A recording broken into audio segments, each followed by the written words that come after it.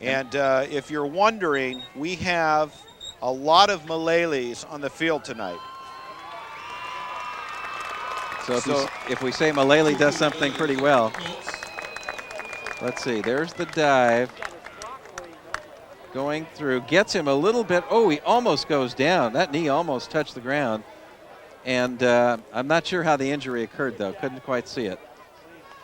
Well, that'll bring up a first down and 10. Correction, goal to go, 3:57. First quarter, Estes in the backfield. Klein's going to keep it, runs into the pile. Let's see if he crossed the line. Everybody bunched up in the middle.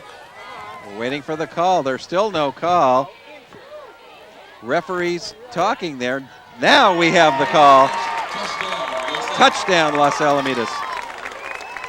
On a keeper by Klein. Well, Klein on the season, as we said, 18 rushes. We've seen him carry a couple of times tonight already. So with 3:33 in the first quarter, remaining time, Los Alamitos draws first blood 6-0. Gamarnik will come out for the PAT out of the grasp of Klein. And while he's going to kick this one, I have no doubt, and there it is, and the kick is going to be good, and the Griffins have a 7-0 lead. I think it's significant, Fritz, that Klein is the holder, because that gives the Griffins a weapon sometime during the course of this year when they need it for a 2-point conversion attempt. Well, I'm sure at some point in a tight game late, we will see that happen. So Los Alamitos 7-0 over the Colts, and getting a lot of productivity on the ground. And Ryan Bagley finding quite a bit of daylight in the middle of the field. Of course, got his bigger gain on the near side. And that's encouraging for Griffin fans who have seen the running game not as productive this year. Back deep for the Colts. We have number 2, Brandon Miles, and number 3, Greg Chapman. And again, these guys are lightning fast. For the Colts, penalties have caused them some trouble, really from the get-go. This will be their second series of the game, and Gamarnik kicks a low burner. And it went into the end zone, so the ball's going to come out to the 20. People see that the receiver, the kickoff return man, did not jump on the football. High school rules, the minute the ball goes into the end zone, it is dead. It goes out to the 20, unlike you see in college or professional football, where if the defense were to run downfield and get that ball in the end zone, it would actually be a touchdown. Josh Ford, number 19, watches it go into the end zone. 3:29 left in the first quarter. Bo Davis, and this very powerful Colt offense takes the field. Moved the ball early last series, and then ended up going to the air. Bo Davis going to keep it on the ground. Caught there. Brandon Miles picks up 5. And Carson will run to the middle of the field more often than not, as we got a breakdown of the direction. About 30 plays left, 30 plays right on average this year. About 60 plays right up the gut. Running into the heart of that Colt offensive line. Man in motion is Miles, and here we have flags flying again. Looks like it's against Los Alamitos. Offside. Offsides is the call. Encroachment against Los Al. Last week against La Habra, of course, La Habra had a huge number of penalties, probably one of the more decisive issues in the game. Los Alamitos, however, had their fair share of penalties too in that game. Something that you don't normally see, especially in week 4. So the Griffins are going to give the Colts now a 2-1 with that penalty. Griffins continue to stunt on the line of scrimmage. Fumble, ball on the ground. Looks like the Colts may have dived on it. Looked to me like the Colts have it. Griffins didn't see the ball loose until a little bit too late. And one of the Griffins comes up with the football and says, wait a minute, I've got it. And that's Tom Leonetti. And Ball is placed over the 30-yard line. First down, Carson. there's the fumble. You see the Griffins don't really see it. Colts see it. Here come the Colts. Well ahead of the Griffins, but somewhere down there, by the way, one of the Griffins was able to get it and claimed it, but too late. So with the fumble, enough to pick up the first down. Productive for the Colts. That'll bring up 1st and 10. 2 minutes left. Pass far side. That is complete to Miles. Pass is complete. Miles quickly taken down. To the tackle, Rasheed Prescott. Miles wide open, but Olmsted got over there pretty quickly afterwards, able to hold it to a 5-yard gain.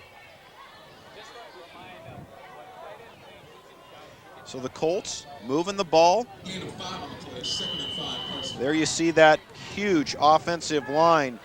And I'm telling you, you've got a 300-pounder in Jason Banks at center. No wonder they like to run it up the middle. Near side receiver, Greg Chapman. 2nd down, 5 yards to go.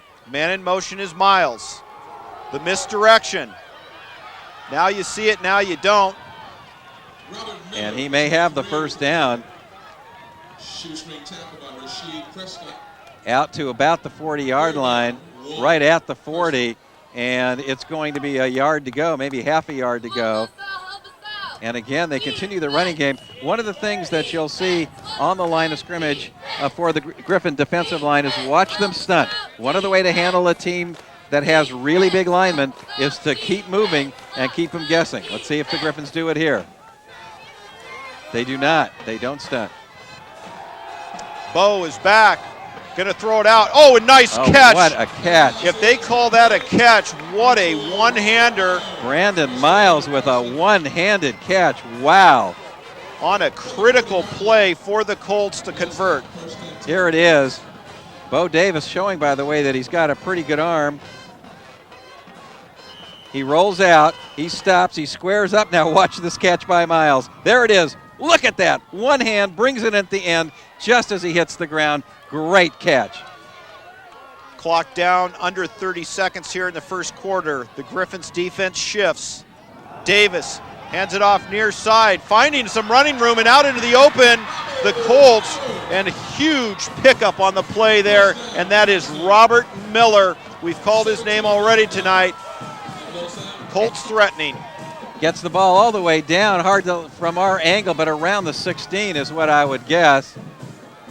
And a first down for the Carson Colts. And after the Griffins scored, Carson coming right back, and they are in the red zone inside the 20-yard line of Los Alamitos. Robert Miller, a 5. We are down now at the end of the first quarter. There you see it's 7-0, but Carson is threatening, and Robert Miller getting Carson in the red zone, the 5'8", 165-pound junior. And this wing T offense being very productive. Very impressive drive so far by Carson, and you got to keep in mind, you wonder about why they do it on the ground. Big, huge lineman with some quickness and tremendous speed in the backfield. And that offensive line is Malele and Alu, how do you pronounce that one? Aluai and Banks and, is that Arnold? Yep. And Collins doing a terrific job so far. And look at the weight of these kids. We've got 270, 275, 315, 275, and 280. Fritz, this is high school. Are you kidding me? Are you kidding? This could be Saturday afternoon at any college up and down the coast. Well, Jason Banks, the center, is the anchor of this thing at 315. Sete Aulehi, 275-pounder. We've got 1st and 10 here for the Colts to start the second quarter. And that's picked up. Rasheed, and he's the quickest one on the Griffin offense. One man to beat. And that's a big challenge. Randy Estes. And Johnson A touchdown saving tackle, and what a huge swing for the Griffins. The Colts threatening, put it in the air, went down that road too many times, and Estes steps in. In any other team, Len Venger, Estes would have scored. Absolutely, but with that speed, Carson able to stop it. And I'll tell you what happens here. We're going to see this play again. Chapman is out all alone to the right. He's being guarded by Prescott. There he is slanting in, but what he didn't see was Estes, who stepped in front of him, who was on the inside, and Estes got the ball, goes all the way downfield. Your best guess is that he would score, but watch what happens. Look at that speed as they come after Estes. Got the angle, and a terrific job by Jonathan Johnson to keep it from being a touchdown, but nevertheless a huge turnover and a giant reversal. Instead of Carson looking like they're bringing it in for a score, the Griffins are now the ones threatening. 11:47 left in the second quarter, and how quickly momentum can swing.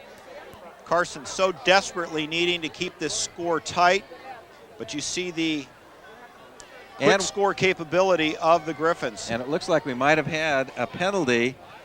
We did. We had a hold against Carson, and they put the ball half the distance to the goal line. So the Griffins, as a result, all the way down to the 5-yard line.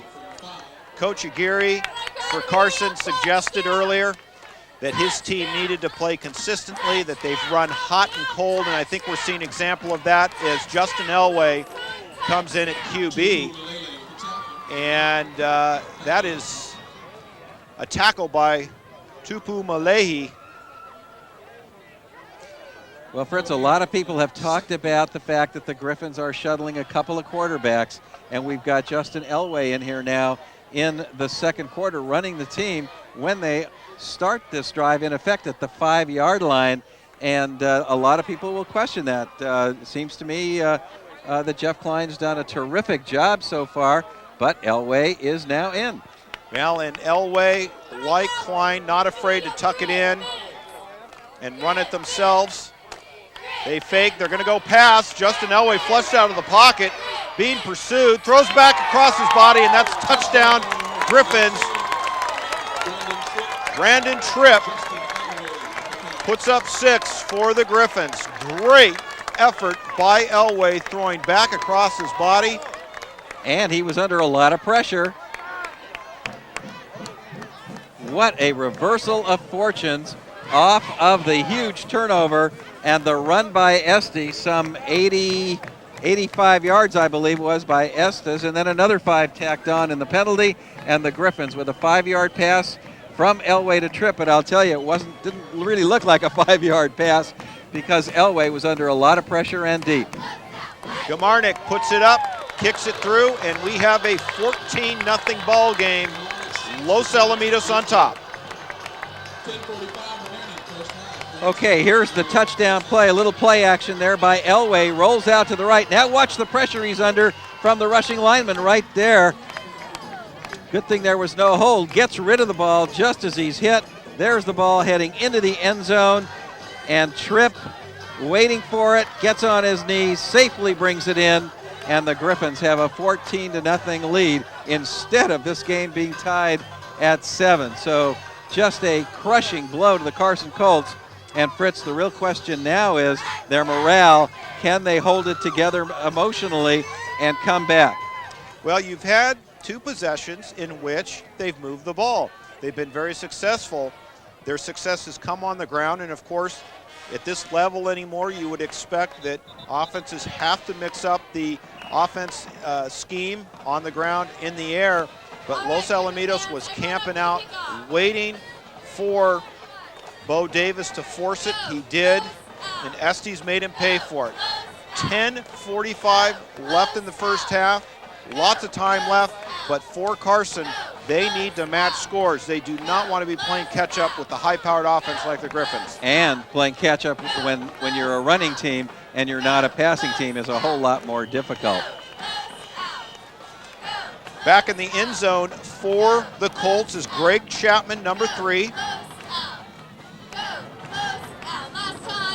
Gamarnet lets it fly. Wow.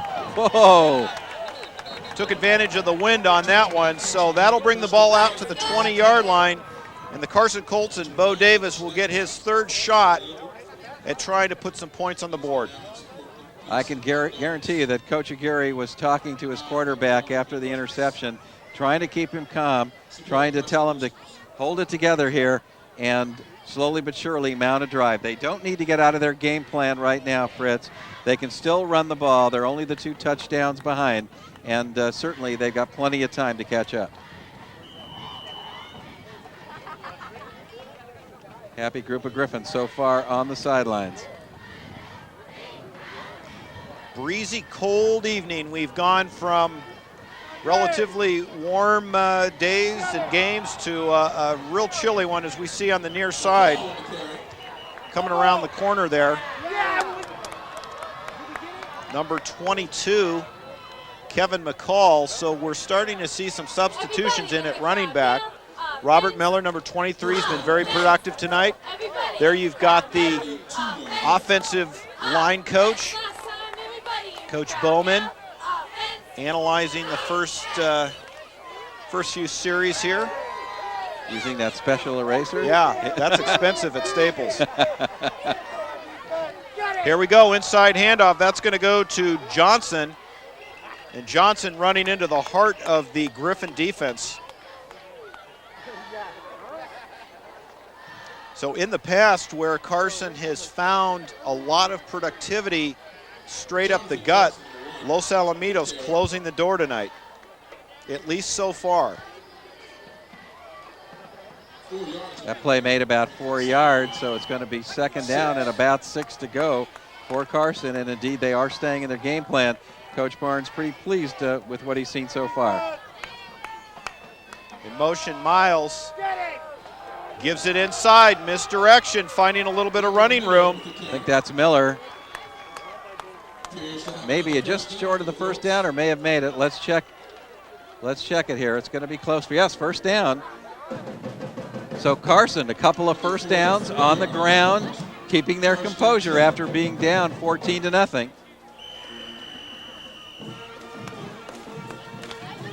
One of the things you don't want to do, and I would assume it would be very easy to try and become a quick strike offense like Los Al.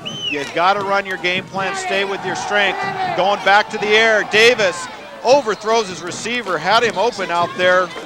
Johnson on the far side. Stick with your strength, Lynn. Do what you do best. You got plenty of time, but you don't want to get down another touchdown. It's going to be hard to climb back in.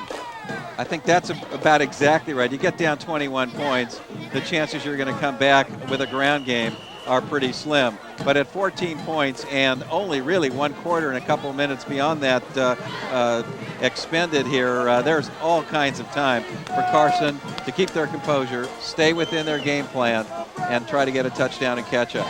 There we go, a little reverse on the far side. Miles finding some running room, still on his feet, taken down on the far side. Estes, one of the Griffins, in on the tackle, so that misdirection, getting the Griffins crossed up. They've gone away from the middle, finding productivity on the outside. Good job there in the running game now, really eating up the yardage. They are inside the Griffin 40, and so far on the ground they've been effective. It's real simple, and in the air they haven't. So, you know what? What's been successful for them is the run. They ought to stay with it, and I'll bet they will. 8:53 left in the first half. 14-0 Los Alamitos. Going far side again, that looks like Miller. Another good gain. Miller making about 7 yards on the play, maybe 8. All right, let's try defense this time. Boy, Everybody good blocking and get up. misdirection and Defense. great speed of these running backs. Can you remember the last time, Fritz, you and I have seen such speedy running backs? Well, I'll tell you, the misdirection, wing T style offense has been a troubling offense, as you see Olmstead there coming back out from his linebacker position. But Tustin, about the only team that runs it this well, and that's a give inside. First down, that may be Johnson. All the way down to the 19-yard line. First and 10. No, I'm sorry, that was Miles in on that one. But moving the chains, this is what Carson needs to do. And as you point out, they're shuttling in and out a lot of running backs. We've got Johnson, and we've got Miles, and Miller and McCall have all run the ball tonight. Should keep those legs fresh. Clock continues to run. 8:05. Coming on the near side. Taken down. That's going to be Kevin McCall. 51 Johnson rides McCall down, and now within the red zone and threatening. Well, they are at Carson Colts. They're at the 10-yard line of Los Alamitos. Second down and about 1.5 to go. Boy, they are really moving the ball. And I'll tell you can't tell the difference with these running backs, Fritz, other than their numbers. Exactly. Coach Barnes was concerned. I talked to him earlier in the week. He said they've got speed, they're fast, and they are physical. Definitely in a groove. Davis going to hand it off. Miles, even though he's meeting Los Alamitos defenders. And he got the first down, I think. See where the spot is, 7-10. Second quarter. And it is a first down as they've got the ball at about, it looks like around the 8-yard line from my vantage point here. And they have moved this ball all the way from their own 20. A very impressive drive, and they have done it on the ground. Last series, this is where the Colts shot themselves in the foot. And there you see the goal line. Well, they shot themselves in the foot because they passed, and boy, that'd be a mistake. Hand off. Johnson. Inside the 5, Fritz.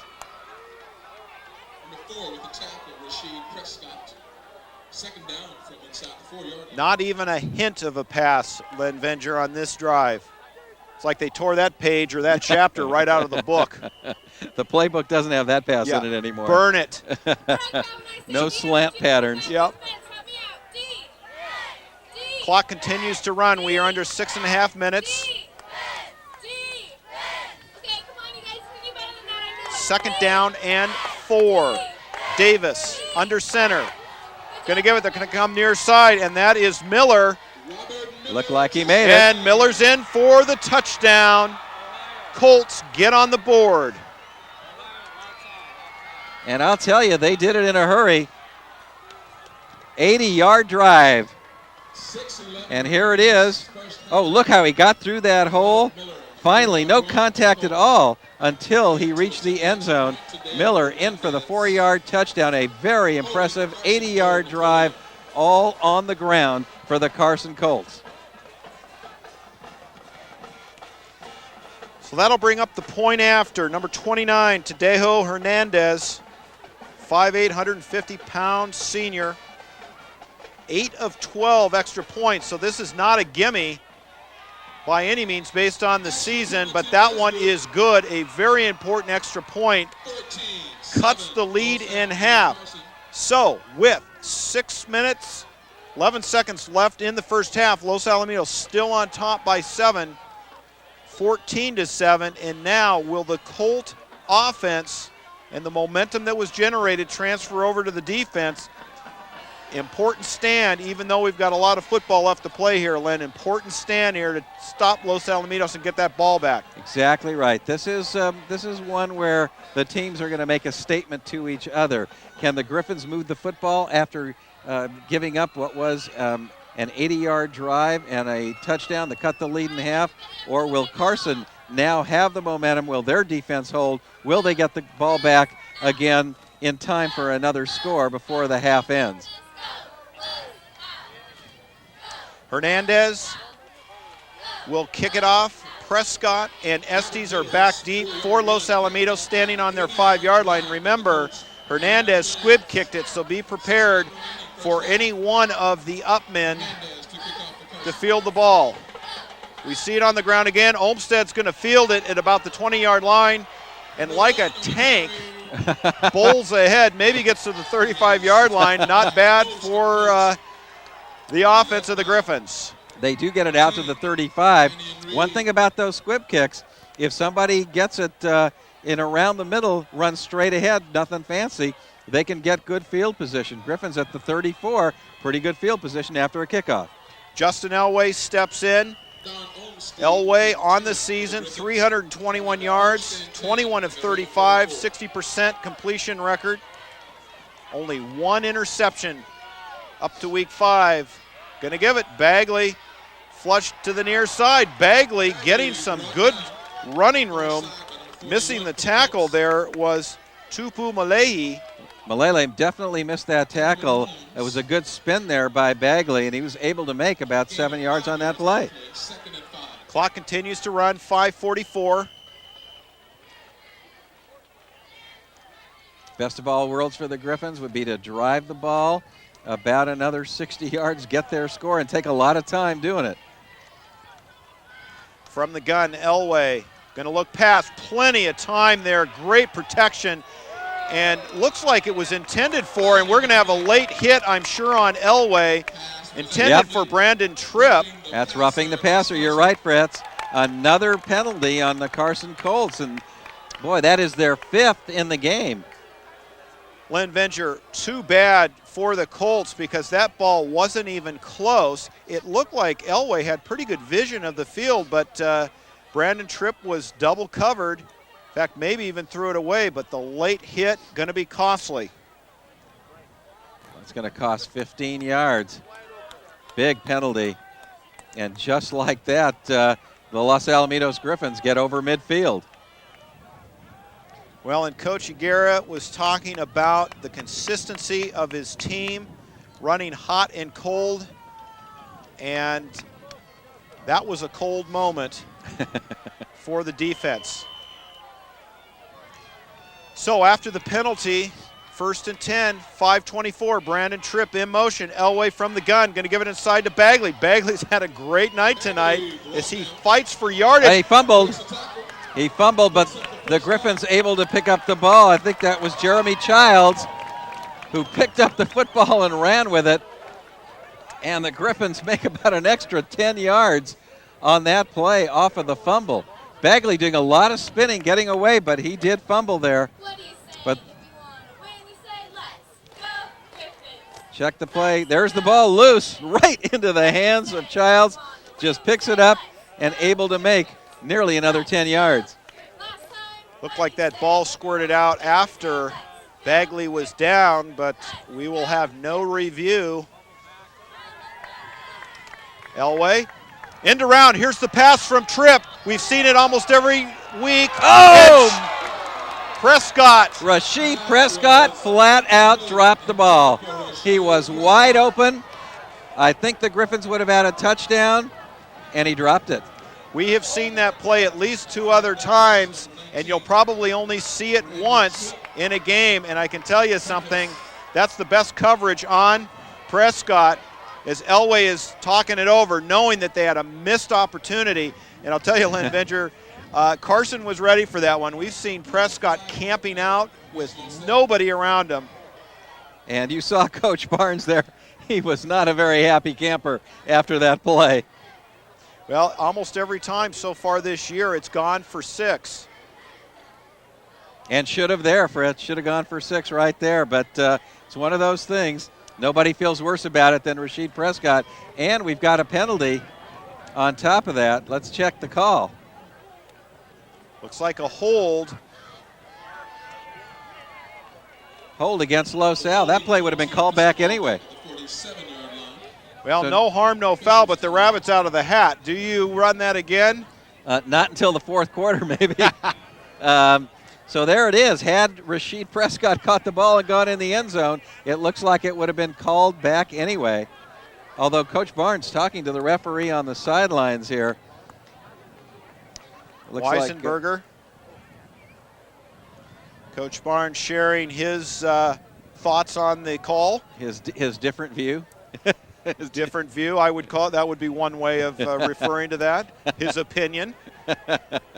Strongly held. But the call stands, which is typical.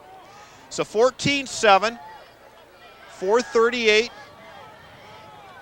That'll bring up a 2nd down and 25. And Griffins have to get all the way almost up to the 20-yard line here. That's A long way to go for a first down. Prescott in motion. They're bringing the blitz. Jailbreak screen, and again, overthrown. That looked like it was coming back to Mandis.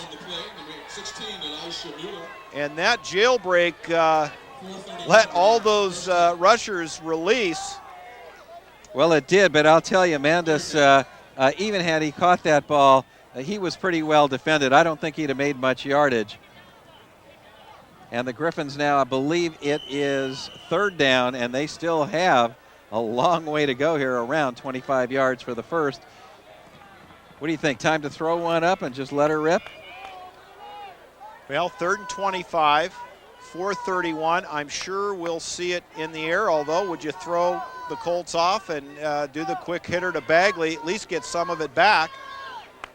You're thinking maybe a draw play here, but I think he's going to try and go up top here. Elway, since coming in, has sputtered a little bit. Of course, the dropped pass that would have been called back anyway with the hold. So very important for the Griffins to keep this drive alive. Taking quite a bit of time. Elway, far side, going to go to Tripp, and Tripp, correction, on the far side, that's Mandis. Well, it was Mandis on a slant in there, and he was well covered. And I'll tell you, when you go into the middle like that, you've got to not have those short hands. He was going to get hit and hit hard. He knew it. He saw the guy coming, and what do they call that? Little short-armed it just a little bit there. And frankly, you can't blame him. That wasn't going to go for enough anyway. Well, and you'd expect Los Alamitos to come out with the punting unit, but then again, with 3rd down and 25, correction, I'm sorry. It is 3rd and 20. Must have been 2nd down, Fritz. The scoreboard had 3rd before. Plenty of time for Elway. Finds Prescott, takes a big hit in waiting. Prescott still on his feet. Big gainer. Not enough, however, for the first down, and Elway got plastered on that one, but hung in the pocket long enough to find Prescott. And the Griffins now with the ball. We'll see if they go for it on 4th down. Here's Elway, finally throws it. Ooh, you see Elway get hit. Watch now the good job of getting away from the tackle by Prescott. Goes down the sideline and out of bounds. Chet Sanders rides out Prescott, and now the Griffins picked up enough yardage that with 4th down they will go for it. And again, they're in that no man's land, too close to punt, but pretty far to go for the first down. Let's see if they can get it done. Elway, big drop, plenty of time again, finds Childs across the middle. Ooh, Childs gets hammered, but hangs onto the ball. Sanders laying on the big hit. And the Griffins did it in 2 plays. They did not go for everything at once. They knew they needed 25 yards. They had a 15-yard gain, then they had, looks like another 15-yard gain, and they got it done, Fritz. And I got to agree with you. We went back to Mandis where well covered, knew he was going to take the hit. Coming across the middle, I think all the receivers tonight know they're going to get a big pop, and kudos to Childs there hanging onto the ball. And he did get popped, you're right. He flew through the air, and just like that, the Griffins have a first down deep in Colt territory now. Elway gives it up the middle. There's Estes. And Estes, is it enough? He loses the ball. And in the end zone, let's see. Check the call. Was he in, though? Was he in? Was it already a touchdown? No! The Colts have it. Hold on. Well, Barnes is not going to be happy about this. We will have to take a look at the replay to see if he crossed the line.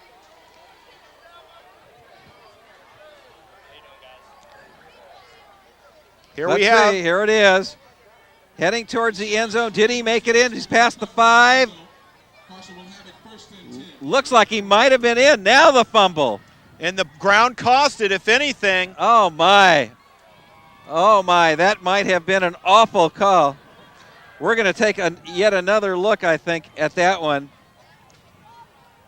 Coach Barnes wanting the explanation from Weisenberger. Our vantage point here, not as good as our field cam, but that did look like the ground caused that fumble after the plane of the end zone had been broken. All right, here we go. We're going to have a chance to see that again. Estes with the ball. He's still got it. He's hits the ground right there. It looks like he has crossed the plane of the end zone. Now the ball's loose. There goes the ball you saw. Oh my, looked like a touchdown. And once the ball crosses the plane, it would be a touchdown, even if after he hits the ground he fumbles. And by the way, it looked to me like in any event the ground caused the fumble. A huge break for the Carson Colts out at the 20-yard line. Touchback called. They're saying he did not cross the goal line before the fumble. Wow. Well, and for the Carson Colts, they needed a game breaker, and maybe we're going to see it now. They get the fumble back and then rip off a huge run. Brandon Miles, the 5'10", 190-pound senior, gets a huge gain, and with 3:42 left, Carson looking to tie this thing up before they go in at halftime. A couple more plays like that, and they will accomplish their goal. So after what would appear to be a bad call, maybe a touchdown taken away, the momentum is now back in the favor of the Colts. They have a fresh set of downs. Oh, this could be a 14-point swing, depending on what Carson does here. Certainly it cost the Griffins a touchdown. And there another 6 or 7 yard gain by the Carson Colts. The Griffin defense now is just going to have to get it together, keep their composure, and stop this running attack with 3.5 minutes left. Plenty of time for the Colts to take the ball down. The Griffins are going to have to stop him. The clock is not really going to help.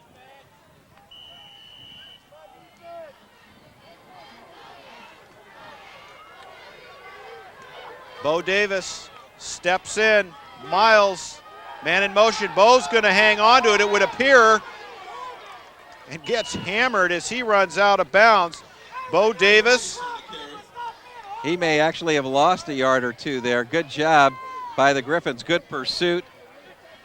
Got over there quick and able to stop Bo Davis on that keeper. And see if anybody's hurt there or not. Somebody's not getting up. Somebody's not getting up there on the sideline. Clock is stopped. And that ran right into where all of the coaches standing. You see John Barnes walking by. Somebody is down there.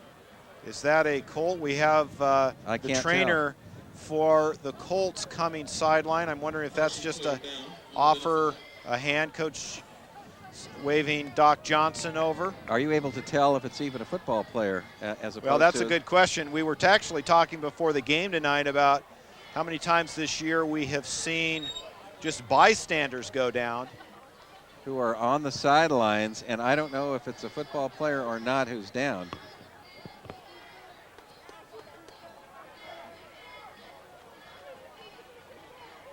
On the evening, when you look at Bo Davis, while we're waiting for this injury update, 6'3", 170-pound junior. On the season, had carried the ball 19 times for a gross yardage of 52, yet tackled for a loss of 67 yards. So he was at a net negative 15, and I think we see by a play like we just saw where he is tackled behind the line of scrimmage more often than not, but a very deceptive and integral part of this wing T. No question about that. Okay, we're going to see Sunset League play begin next week, but so far in the preseason, the Esperanza Aztecs at 4-0, Griffins 3-0-1, Huntington Beach has won 3 out of 4, Marina 1 win and 3 losses, Edison, a bit surprising, 1 win and 3 losses, and Fountain Valley at 0-4, and really getting hammered so far this year. Fountain Valley was strong there for a few years, Fritz, but they may be in an off year right now.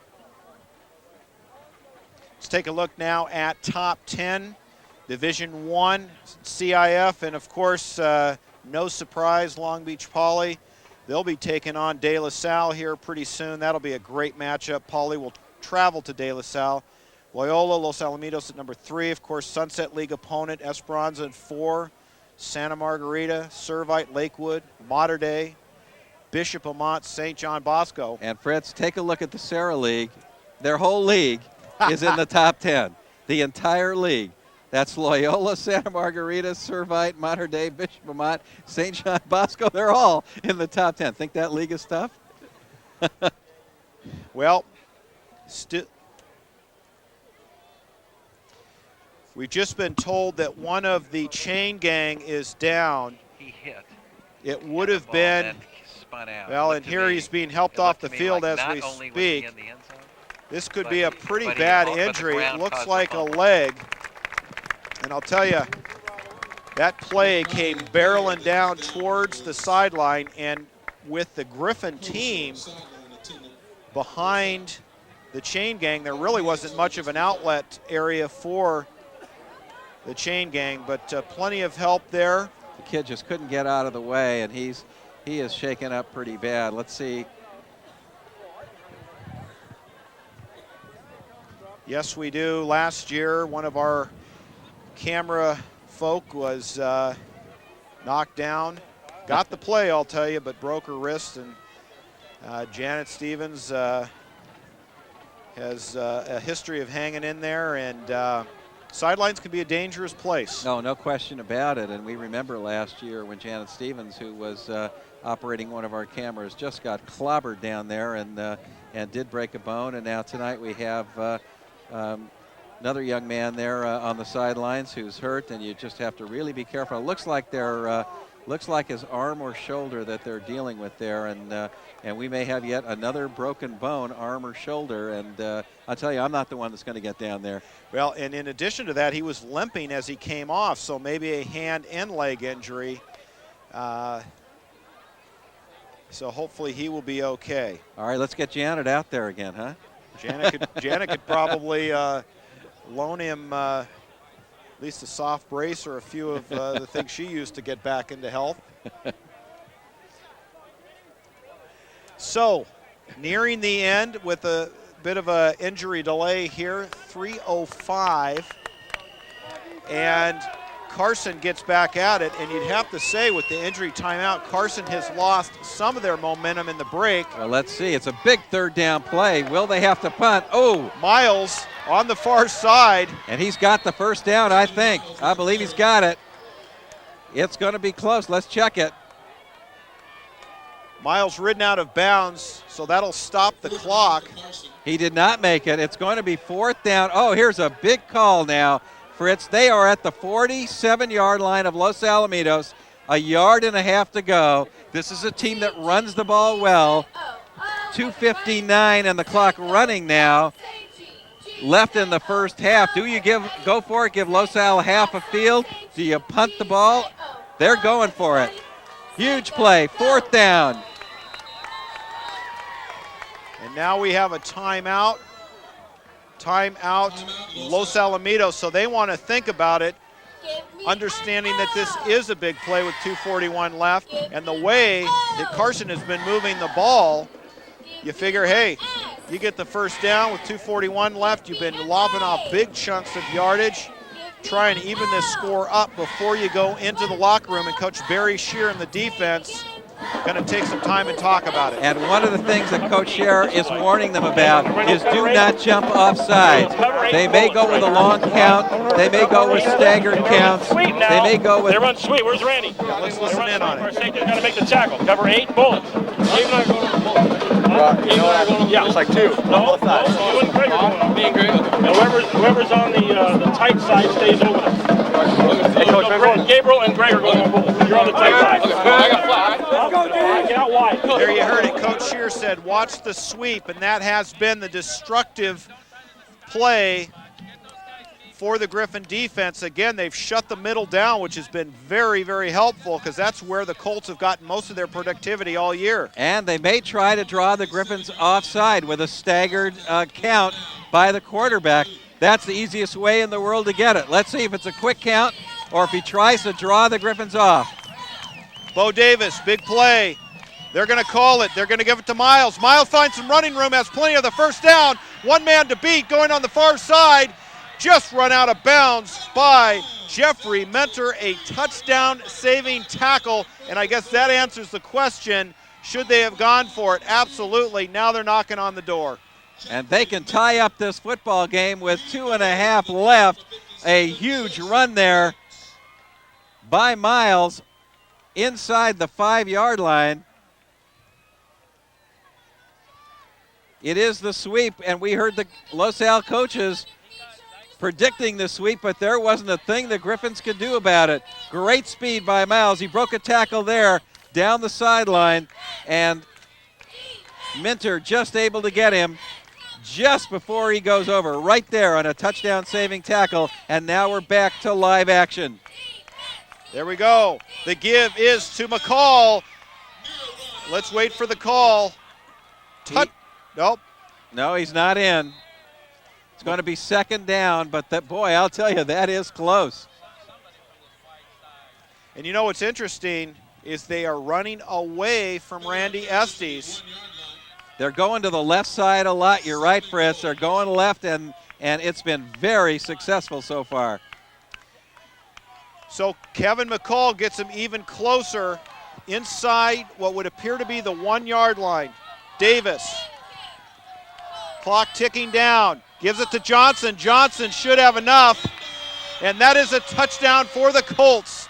We've got a 1-point game, ladies and gentlemen, with 1:47 left in the first half. And I believe that was Miles. I believe it was number 2, Brandon Miles, who did go over. And with an extra point, they can tie it up. I'm sorry I miscalled that. Johnson, I thought, had the carry. So let's very happy Carson crowd is right here with 1:47 left in the first half. They have tied it up. And we'll check if we get a replay there on the touchdown, who it was that ran it in. Hernandez puts it up, and that is good. We have a tie ball game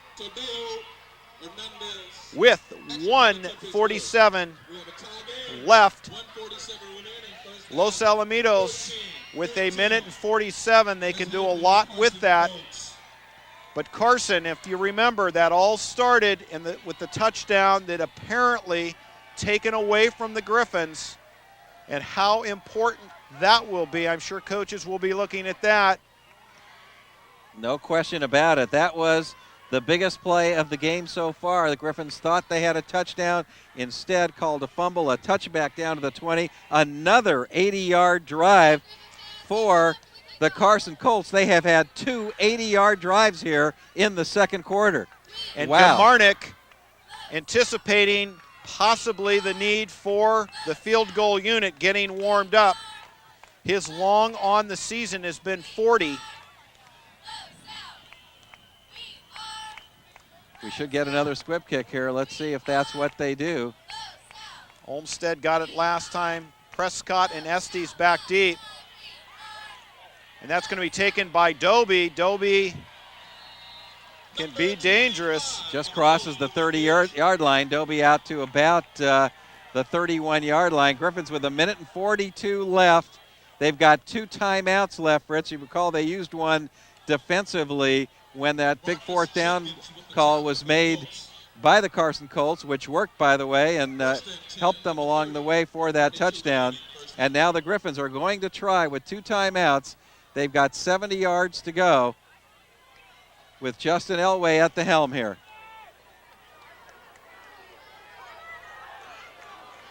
Wide out split, trips to the near side. Bagley gets the call up the middle. Breaks a tackle, breaks another one, gets outside, and he is still on his feet. Ryan Bagley has had all kinds of running room tonight, even though he's been caught in some cases behind the line of scrimmage. Well, I don't know that I'd call that running room, because he's been hit about 3 times, and he spins away every single time. Great job of breaking tackles, and then made a terrific gain. You have got to see here on this replay. No, we're going to have to stay with live action because the clock is running now at 1:25 and counting. Wide out split, Elway getting a rush, puts it up for Childs. Childs, and we have a flag on the play. Now it'll be interesting. Is this offense? Let's check the call. I thought that there was a lot of pushing and shoving there, but in the final analysis, I think this is going to go against Carson, but let's check it. Josh Ford, number 19, the 170-pound senior. It's going to be a completion, I believe, and the penalty is going to be declined. It is pass interference against Carson. It's declined, and it is a catch by Jeremy Childs on a long pass from Justin Elway. And the Griffins, just like that at 1:14, Fritz, are driving. Here we go. 1:14. Going to give it up to Bagley. The hole closes. Bagley gets a nice pickup. Tripp was the man in motion. And Los Al's called a timeout at 1:07. And just for everybody's information, I think that Wisely, the young man who was hurt, they're going to continue the medical attention, get him over to a hospital, so he'll be okay. But he was banged up pretty good there, and they've got him resting calmly, and they're going to take the young man to a hospital, which is smart. Meanwhile, Coach Barnes talking to his offense. He wants this score here right at the end of the first half. Chris Orizaco, 6'4", 245-pound senior in the frame there. Offensive line, very important for the Griffins. Chris Orozco, a senior, has done a great job for the Griffins for a long time, has had a good career at Los Alamitos. And let's see if they continue with the football game, even as we have a little medical attention be given to the young man. And I think the answer is yes, they're far enough off the field to play, Fritz, that they're going to continue playing football, which is great.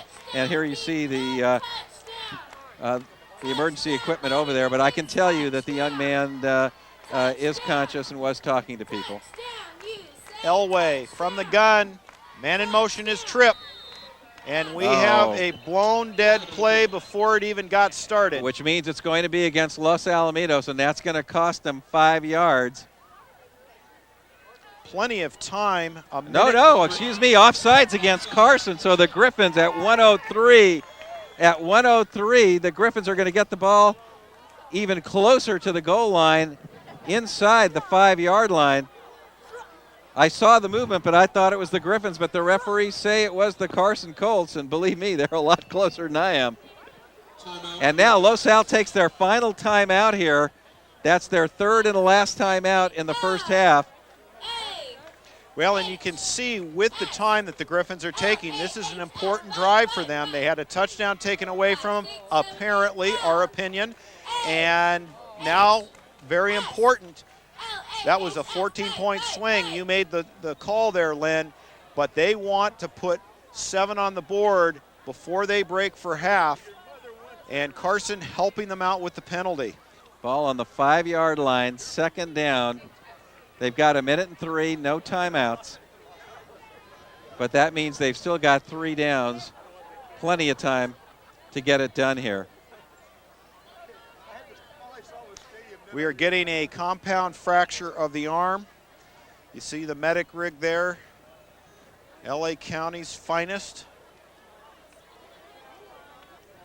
Handling the duties there, so still not sure that we don't have a leg injury to the chain. Hey, Fritz, the kid's got enough problems without you adding. Well, my expert opinion here from 20 yards away, thought I'd just share it with everyone. I formation, Estes, again, will he get the call? Estes goes off tackle, and Estes is met by a load, but not before Estes wraps that ball up with both hands this time. And the Griffins now with a third down, clock running, but plenty of time here for the Griffins for the third down play. And then after that, for the field goal attempt, if that's what they need to do. Although the clock running at 40, the Griffins ought to get going here. They've got to get Gamarnik ready to come in and kick the field goal just in case this next play doesn't do anything. My guess is it's a pass into the end zone and not a run because they need time for Gamarnik with the clock running. So they don't want to run the ball. And yes, it is a pass, play action. Tripp in the corner. Tripp has it. Is it a touchdown? Touchdown, Los Alamitos. 5 yards, Justin Elway to Brandon Tripp. And Fritz, if it was incomplete, they would have had time for the field goal effort. There you see it. The play action rolling out. Elway waiting for Tripp to get open. Nice catch by Brandon Tripp in the corner.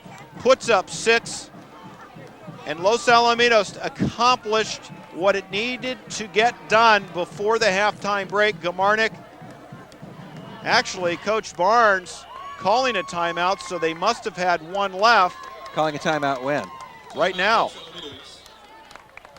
Boy, I counted 3. That's number 4. Well,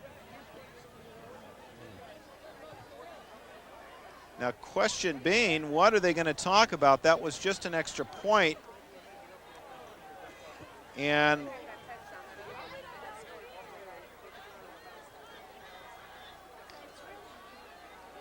you would think there wouldn't be a question whether the Griffins were maybe going to go for 2. I heard someone in the crowd maybe say something about only 10 men on the field. The Carson sideline, your nephew was injured on the side as part of the chain game. Vicky Herrera. So the last minute and a half of this first half, taking quite a bit of time to wind down. All kinds of activity. And so Gamarnik will line up for the PAT.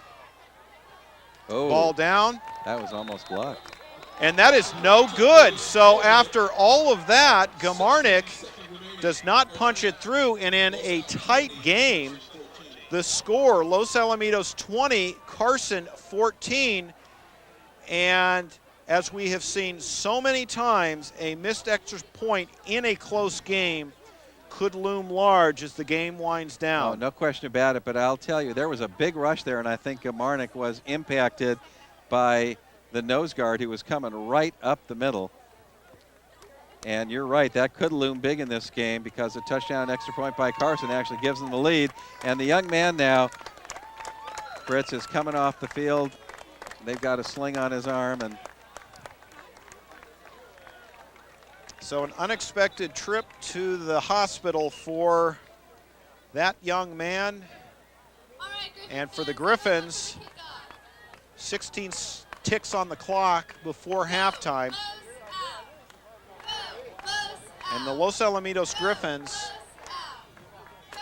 have seen, in fact, I'm watching Coach Barnes on the sideline talking to the side judge, and boy, is he pleading his case. Questionable calls tonight.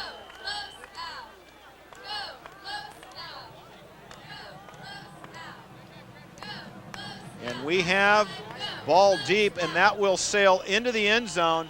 So Gamarnik takes away the run back, and the Colts will have 16 seconds to do what they can before we break at half. So the last minute and a half of this game has just kind of stalled here. big time. And on a cool evening, both of these teams anxious to get into the locker room. A strange ending to the first half of football here. A really good football game, though. A fair amount of scoring. We've had 5 touchdowns in the game. We've had huge turnovers, one by each team. And I don't think you're going to see much here other than a straight running play. In fact, it looks like he's going to take a knee, and that will end it. So for the Colts, Bo Davis takes a knee, and that will run the clock out. We are now under 10 seconds. And at this point, we will not have another play run by the Colts. So after a slow end of the second quarter, the score 20, Carson 14, and Coach Barnes is still out there talking with the side judge.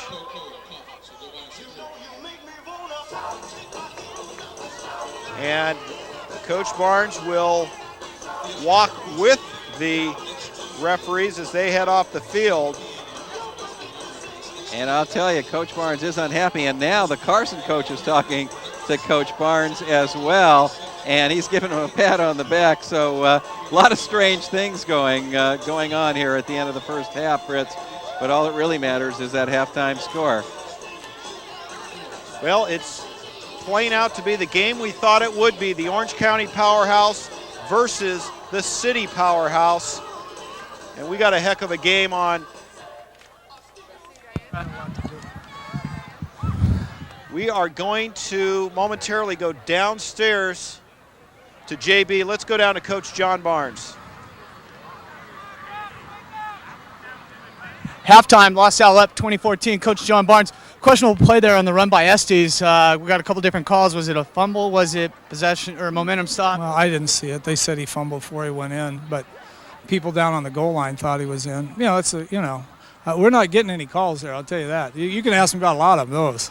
You prepped the kids all week, though, to expect that and not to let it phase them. Kids showed a lot of poise coming down, scoring on the last possession there right before half. That was great. Kind of get us back in. But it's a shame we have to prep kids for poor officials. But, maybe that's it. We'll try to fight through it. But I'm proud of our kids. We've played our butts off here in the first half. Good luck in the second half. Thank you, John. Key stat you guys might want to look at: Carson in the third quarter in all four of their games have outscored their opponents, I believe 22-6. Third quarter going to be key for a Griffin win tonight. Back to you guys. Thank you, John Bowles, and thank you, Coach Barnes. And I have never heard Coach Barnes call out officials, especially at the midway point, as he did there, and you can see the frustration. Oh, Fritz, I've been doing this is my 19th year of football for Los Alamitos, and I have never seen Coach Barnes do that. And as you pointed out, in the middle of the football game, he obviously is upset with the officiating tonight. That said, the Griffins do go off the field at halftime with a 6-point lead. Well, folks, we said it was going to be a good one. You're going to want to be here for the second half. Los Alamitos 20, Carson 14.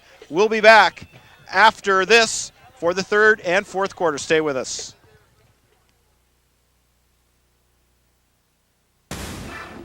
This edition of the LATV3's Game of the Week is brought to you by friends and family of the Los Alamitos Football Booster Club and by your friends at McKenna Motors, McKenna Dodge, Chrysler, and Jeep at the Pomona Auto Center, McKenna BMW, Porsche, Audi, and Volkswagen at the Norwalk Auto Center, and McKenna Volkswagen and Isuzu on the Beach Boulevard Mile of Cars in Huntington Beach.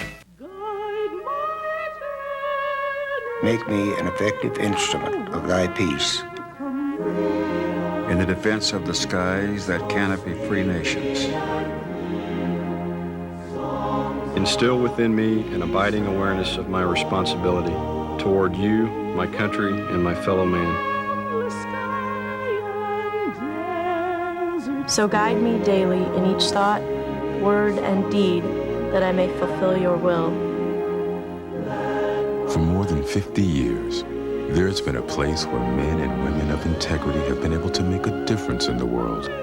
We invite you to let your voice be heard in your nation's Air Force.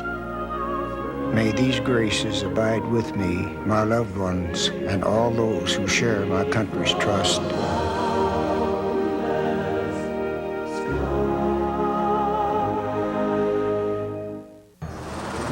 Okay, people, listen up. Our fugitive has been on the run for 90 minutes. Average foot speed over uneven terrain, barring any injuries, is 4 miles per hour. That's a 6-mile radius. I want checkpoints established at I-95, 495, and over at Route 66. What I need from each and every one of you is a full target search of every gas station, residence, warehouse, farmhouse, hen house, outhouse, and doghouse in that area. Your fugitive has just cashed in his 401k plan, and all he had to do was roll it over. Go get him! Learn about rollovers and protecting your financial future, and choose to save. Welcome back, ladies and gentlemen, to Carson High School, where the score, Los Alamitos 20, the Colts 14, Fritz Pollard, Len Venger, and let's go downstairs to John Bowles, who has some special guests. Guys, it's a very special night for these two gentlemen with me tonight. On my left, head coach Gene Volnogel, former head coach of the Carson Colts. It just comes naturally. Gene Volnogel, who also was an assistant over the last 10 years at Los Alamitos, helping out Coach Barnes with both the JV and the varsity. Coach, got to be a special night, especially when we're playing on a field named after you. Yes, it is. There's no question about it. Of course, the lights make everything. We didn't have lights when we were around. We played in the afternoon, all the time. Then they put the lights up and added some bleachers in here, and it's really pretty nice, and it's very exciting to be here. The goalposts are original goalposts built in 1957. Coach had 28 years here coaching in the city, 10 city championships, 8 here at Carson, 2 at Banning. One of the players that played for him was the gentleman on my right, Wendell Carson, also the father of Los Al defensive back, Antoine Carson. And Wendell, what do you remember most about playing for Coach?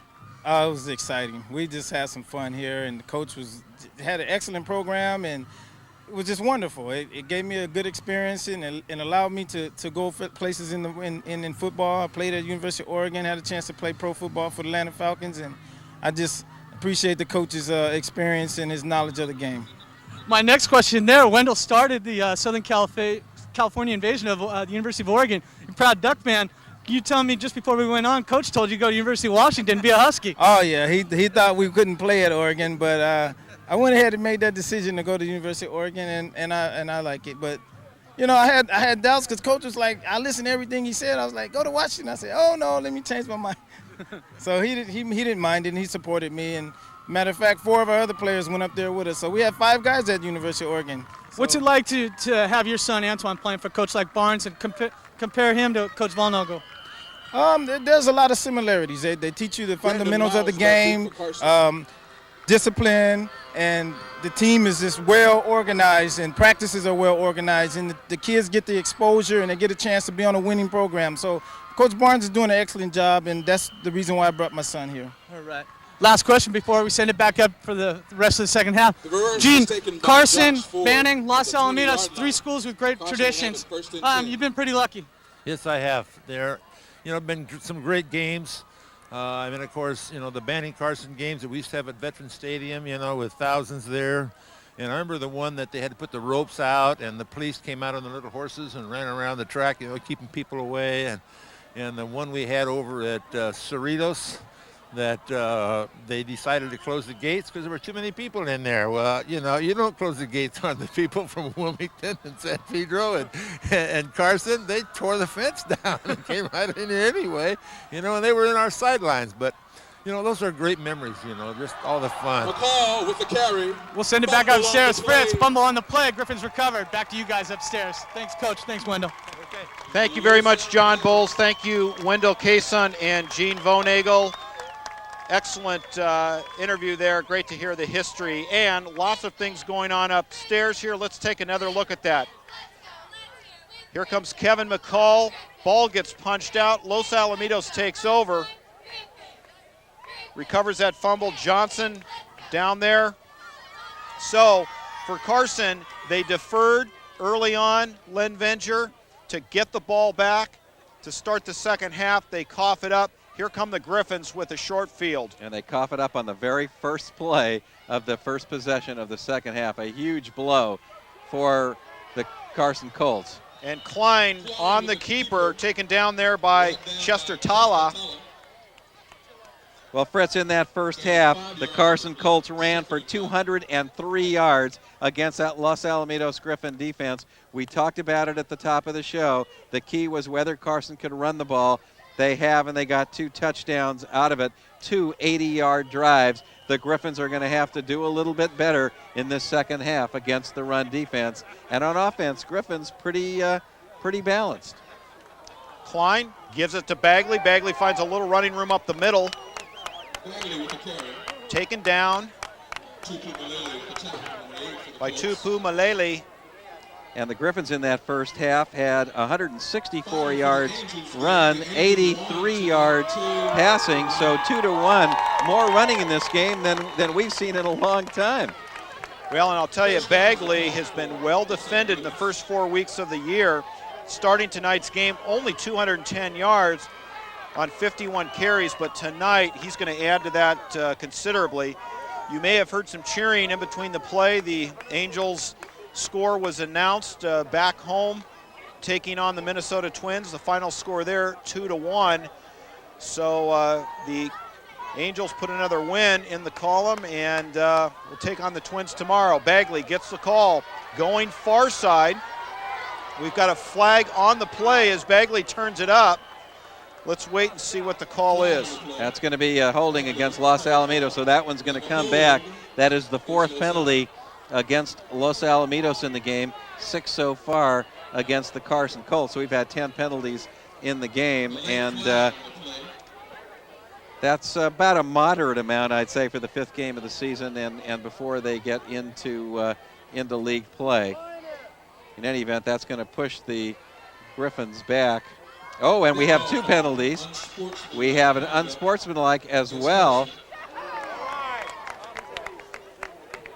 I saw the hold call against Los Al, but then I saw unsportsmanlike. Let's see. How does that work, Fritz, in terms of which one they enforce? Let's see. It would appear that they may be marking this off against the Colts. It seemed like there was some question on the sideline. Again, the referee is facing away from us, so we're looking over his shoulder. I definitely saw one of the referees show a hold against Los Al, but there's a hold against Los Al. And that is it.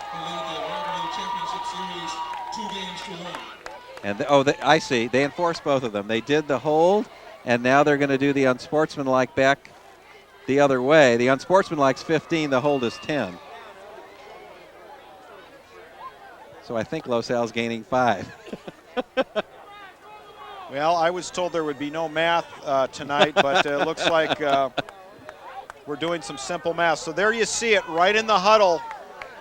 Klein, after the penalty is marked off, early in the 3rd quarter, 10 minutes, 15 seconds. We had Klein in the 1st quarter, Elway in the 2nd at quarterback, Klein now in the 3rd quarter at the helm of the Griffins. Childs, the near side receiver. Klein looking left. Plenty of time in the pocket. Goes up and touchdown, Los Alamitos. That to Brandon Tripp. So the time in the pocket, congratulations to the offensive line. Klein has the opportunity to find Brandon Tripp straight down the middle. He had time, and he threw a bullet right in there. Terrific pass and terrific catch. Good blocking. Look at the time Klein has. Plenty of time. Waits. Throws a good solid pass. Look at him thread the needle there. Good catch. Gets hit hard. Does not drop the ball. Good job by the Los Alamitos Griffins. Well, and Brandon Tripp at 6'2", 207 pounds. A huge target across the middle there. And Gamarnik steps in as we're looking straight down the pipe of the horn section there. Los Alamitos, plenty of reason to strike up the band. And now we've got more flags. Looks like coming across the middle is Norris Mulally. And that looks like against the Griffins. So procedure drawing Norris Mulally across the line. And the referee's laundry coming out often. And there you see it, procedure against the Griffins. 10:03, Coach Barnes. Woo! He is not a happy camper tonight. 12th penalty of the game, 5 against Los Al, 7 against the Carson Colts. A little bit longer extra point try here. Gamarnik's been perfect with the exception of the last PAT, and that is good. Gamarnik, plenty of leg. So the score, 27-14. Los Alamitos capitalizes on the turnover early in the 3rd quarter. And now the Griffin D going to try and keep the Carson Colts grounded here. Of course, we haven't seen much activity in the air so far for Carson on the evening. Only 2 of 5 in the air for 24 yards, but a very big interception. Let me say this, Fritz. In my opinion, Carson ought to stay. What quote brung him here, meaning stay on the ground. They still have almost the entire second half to go. If they try to go in the air, I just don't think they do it well enough to actually win this football game. They've got to stay on the ground. They got to move the football. They did a great job of that in the first half. And no need to hit the panic button if you're Carson. They've moved the ball very effectively. Actually, penalties and turnovers, the turning point in this game. And this is a ground game that is capable of a quick strike. We've seen them move the ball down very quickly, not reminiscent of what you normally would see in a running team. Exactly right. 3 turnovers in the game, 2 against Carson, and the Griffins have turned them both into scores. 1 turnover by Los Al that Carson turned into a score. Back deep, Miles. This will be fielded by Ford, and it drops. Now take that back. Miles is going to take it, and Miles is wrapped up with a small return there. Initially, Ford was going to field it, but Miles, the dangerous return man. And he's inside the 20-yard line, so not really good field position for Carson as they get the ball here at under 10 minutes left in the third quarter.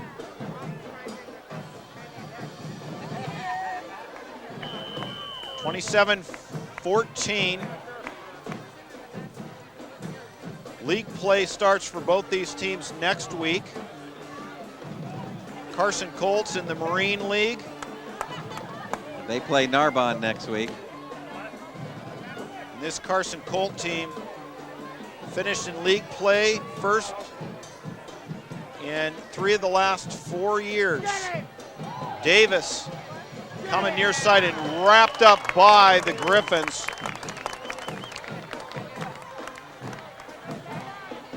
Miles, the ball carrier there. Good job by the Griffin defense. That ball looked like it went for virtually nothing on that play. Back lost a yard, Fritz. Second half adjustments for the Griffins paying off. Davis. Davis, hands off in the middle, and that ball is loose. Now that was on the ground. Let's see how they call it. They will call it on the ground. Well, and that happened right in front of Coach Barnes. So if he wasn't happy so far tonight, this may give him even cause to be. Let's see the replay. The play was actually, we couldn't see because the play was a little bit in front of us. But they did call that he was on the ground. And actually 2 different officials gave that same sign, Fritz. So not just one. So that might have been a good call. We have a reverse. And Miles, far side, this has been productive. Still on his feet. Prescott rides Miles down, but not before another big gainer. And that will bring up a first down for the Colts. And they have crossed midfield. And boy, this running attack of the Carson Colts just eating up the yards tonight. Miles, prior to tonight's contest, 4 touchdowns. On the ground, he's actually got 1 in the air. Miles lines up kind of in that awkward position. Inside handoff. And fumble. And wouldn't this be a shame for the Colts? Los Alamitos takes over. So the Colts struggle to find the handle just when they're moving the ball. Griffin's going to take over. The 3rd turnover of the night, the 2nd fumble here in the 3rd quarter by the Carson Colts. And they are just killing themselves here in this football game. Down 13 points, Griffins with the ball nearly at midfield.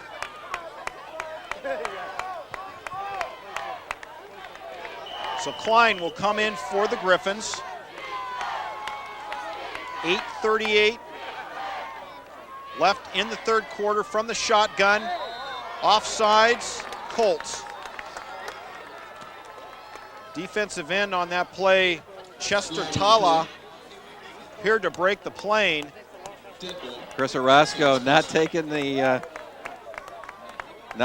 bait there, didn't jump off sides himself, held his stance. For the Colts, 2 major issues, penalties and turnovers, keeping them out of this game. How close it was as we were winding down in the first half. Bagley comes near side, cuts it back in. Bagley having a career night. And Bagley's got the first down. And now another Let's see what this is. This is going to be a personal foul on somebody. Dead ball, personal foul, and it's against Carson, Fritz. Wow. Well, when I talked with Coach Aguirre before the game, he referenced discipline as one of his team's shortcomings, and I think now we're seeing on the playing field exactly what he was talking about. Absolutely. They are losing their composure. That is their 8th penalty of the game, and that cost them a huge 15 yards. And boy, the Griffins, just like that, are down to around the 20-yard line. Well, and Lynn, you look at it, it's only 27-14. They've been moving the ball well, and now they're just giving the Griffins an opportunity to walk into the end zone. Too bad for Carson, and Los Alamitos taking advantage of everything Carson is giving them. So trips far side for the Griffins. Klein going to give it to Bagley. Bagley has a small opening. Bagley with the carry. Tripped up on the 8 to Pumalele. Bagley on the year per game averaging 53 yards, and on the ground at halftime break, Los Alamitos with 164 yards, most of which was in the hands of Bagley. And now at about 200 yards for the Griffins at this point, and Bagley has almost all of it. So you're absolutely right. He is having a terrific night, and the Griffin running game really doing the job tonight. Klein going to go back to the well. Bagley, little surprising, even running through that big defensive line for the Colts. These guys aren't wrapping up. And Bagley at 173 pounds, 5'9", A lot of good having a field day. A lot of good running by Bagley, a lot of spin. But you're right also, Fritz, when you say that there's some bad tackling going on by those defenders of Carson. And the Griffins able to get the first down there, by the way. And I believe they have a 1st and goal at the 10. 7:17 in the third.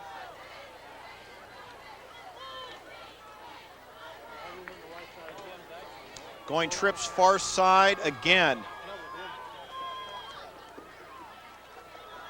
Klein gives it to Bagley. Bagley finding some big running room and fighting for the goal line, gets down to about the 2-yard line. Again, a lot of spin there, and they continue to go to the left side, Fritz. They're going to the left side of Carson. They found something there. They're attacking it again and again. And here we have a chance to see that play. There's the handoff out. Bagley out to the left side. Heads right down towards the goal line. There's that good spin to pick up an extra yard or two and gets down. Some good running down to the 3-yard line. Chet Sanders there for the Colts to bring Bagley down. And Los Alamitos in the groove that we've seen them in so many times. Klein getting the play from Coach Barnes, running in. Get the feeling now the Griffins are in command of this game. Poised to score again. 2nd down and goal. Klein steps in under center. Give it to guess who, spins in. Appears to be a touchdown. Let's wait for the call. Nope. No touchdown. They're going to call it 3rd down. Hard to tell exact. Looks like the ball's right at the 1. Let's see how far down he gets here. Looks like it's just short of the goal line. Takes the handoff, goes right up the middle there. Pushes hard, and oh my. I don't know. That my. Look at that. That ball has got to be over the plane. What are we missing here, Fritz? I'm not sure. That's going to be a touchdown. That one. There we go. Klein, 1 yard. Actually, he was about 2 yards into the end zone. Well, I guess that's what we've got to do to make it clear. So the Griffins extending their lead with 5:13 left in the 3rd quarter. And as Coach Barnes said at halftime, we're going to try to overcome some of the calls that are going against us. We will reserve drawing too many conclusions, except to say that some of these calls have been obvious. 33-14, Gamarnik punches it through. The kick is good. So with 5:13 in the third quarter, Los Al extends the lead 34-14. And the Griffin cheerleaders have a lot of reasons to be high kicking. No question about that. This score was tied at 14. The Griffins have scored 3 straight touchdowns to take a 34-14 lead. And boy, for a team like Carson that likes to run the ball and doesn't like to pass too much, that is a lot that they're going to have to overcome to try to score 21 points, hold the Griffins, and win the game with only about a quarter and a half to go, even a little less than that. Back for the Colts, Brandon Miles, Josh Ford. On the far side, Greg Chapman. Most of Gamarnik's kicks, Fritz, tonight have gone all the way to the end zone. Let's see. He punches this. This one will fall short. And taking it will be Chapman. Chapman cuts it back. Oh! No. Yeah, almost. Well, Chapman puts it on the ground, but after he was down 34-14, and Bo Davis needing to just put together something offensively. Turnovers, a problem, especially here in the second half. On 2 consecutive possessions, they've turned the ball over. I was about to say about Chapman, looks to me like he's a high hurdler. Well, and he saw a hurdle there that I didn't, but nevertheless, Bo Davis steps in, Miles in motion, and we're looking back to the air, so sensing the pressure, goes up the ladder. Looked like Chapman was the intended receiver. Great coverage on the corners for Los Alamitos. Carson covering on that, and of course we saw Wendell Carson at halftime, playing for Coach Vonagel. So where we thought the Carson Colts would not go, they are now being forced to go based on this score, and the clock ticking down here as we are at 5 minutes on the mark here in the third quarter. Back to the air again, Bo Davis out into the flat. Pass is caught, Carson on the tackle and ridden out of bounds. Number 23, Robert Miller. Well, they're going to the air because they have to, 20 points behind, and they don't like doing it. First pass play, not very effective, but this last one, short pass, made about 5.5 yards. Estes with an interception already for the Griffins. And at this point, Bo Davis looking to keep the passes short. Big third down play, they don't want to punt. Looking on the near side, and that is overthrown, intended for the running back, Robert Miller. So Carson will overthrow, and there is the defensive coordinator, Van Gorder. Coordinator, Barry Shear, Coach Barnes there in your picture. So that will bring up a 4th down, and the punting unit will come on. Back for the Griffins. Number 19, Brandon Tripp. Griffins will look for the fake, just to be careful here. Hernandez scoops it off the ground. No rush by the Griffins. Nice punt by Hernandez. Taken by Tripp on the 30-yard line. He'll have some running room. We've got a flag on the play and ridden down by Sanders. Well, they're going to call a block in the back there against Los Alamitos, but that was almost ticky-tack on that play. He barely touched him, Fritz, but that said, I think we're going to see that go against Los Al. Yes, block in the back against Los Al. So, Coach Barnes, concerned about the officiating. We're still seeing the yellow flag coming out. 6th penalty against the Griffins, 14th of the game, Fritz. So Klein will head into the huddle. 4:35 left in the third quarter. 34-14, and Los Alamitos looking to extend their lead. Trips on the far side. They're going to give it, no, Klein's going to keep it on the option. Klein lassoed there by Sanders. Brought down by Chet Sanders. Sanders was just missing the rope there to bring him down like you would at a rodeo. So Los Alamitos looking to chew some time off the clock, keeping things on the ground. Exactly what they want to do. Los Al, by running the ball, can knock off 35 seconds at a clip. And in fact, the clock down to under 4 minutes in the third quarter. Now the wideouts are split. And, well, hey, listen. I guess if you're going to run across the line of scrimmage, Tupu Malele said, you know what, why stop? Why stop? Good thing he didn't hit the quarterback, though. That's going to cost them 5. Another penalty on Carson. They're 9th of the game. And, boy, I'll tell you, the penalties are really adding up now. Well, and if you're Coach John Aguirre, and you know what you need to work on, he said the discipline of his team was an issue. Penalties going to be a problem when they get into league. Bagley with the draw. Bagley with the carry. Brought down by Matthew. Taken down right around the line of scrimmage. Looks like he's, has he got the first? Yes, he does have the first down. So exactly what the Griffins want to do, a little ball control now, keep the ball on the ground, run the clock. Clock continues to run under 3.5 minutes.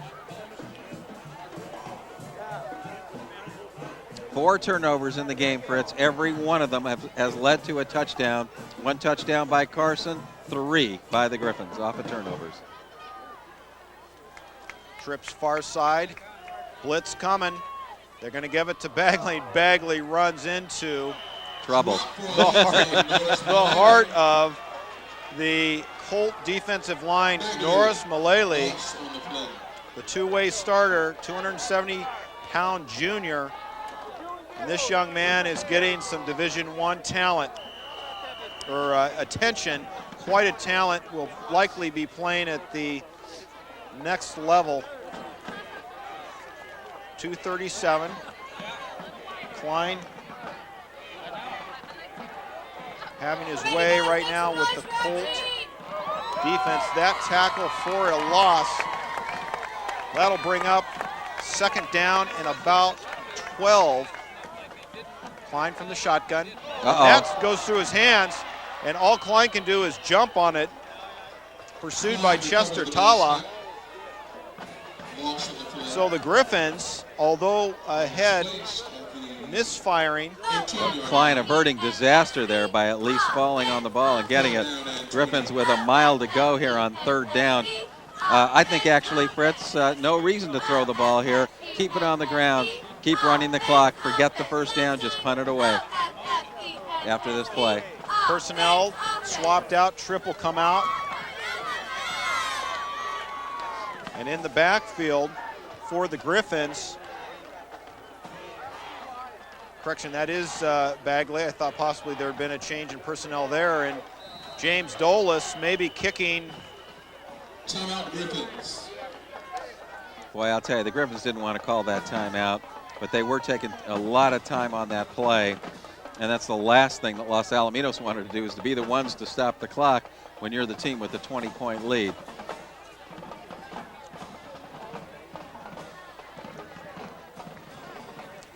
Looking at the Sunset League as we are one game or a partial game away from the kickoff of Sunset League play. You see the passing yards and Edison's Grady running away 1,167 yards.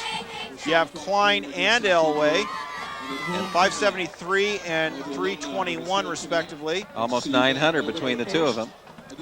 And Rick Tealoa for Esperanza. Again, Esperanza looking like the tough competition, and actually leading in the touchdown run there is Esperanza's Rick Tealoa. So Lots of great quarterbacks in the Sunset League. We see it every year, but Grady getting all the attention as he comes back for his senior year. Minute 28 left in the third quarter. And a lot of time being run off. Let's see if they'll get this play off. They do. Klein gives it to Bagley. Bagley taking down immediately. So something that we have not seen much of tonight is Los Alamitos punting. And that'll bring on James Dolis to kick it away for the Griffins. And for Los Al, misfiring there in that late series. Well, that certainly wasn't a good series, but they did eat up some clock, and that's important, as they're going to Carson's going to get the ball with less than a minute in the fourth quarter. Griffin's not too unhappy with this, with the 20-point lead. Just run the clock. Under a minute, Dolis gets a bit of a rush there. This will be great field position for the Colts. Elway downs it.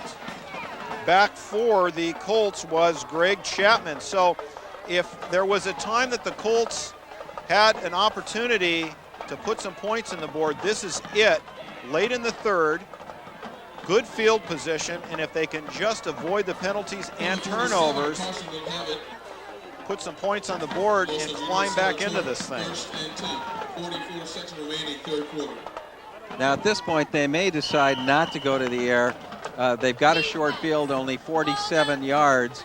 I wouldn't be surprised if they kept this on the ground, try to end the third quarter by getting within 2 touchdowns.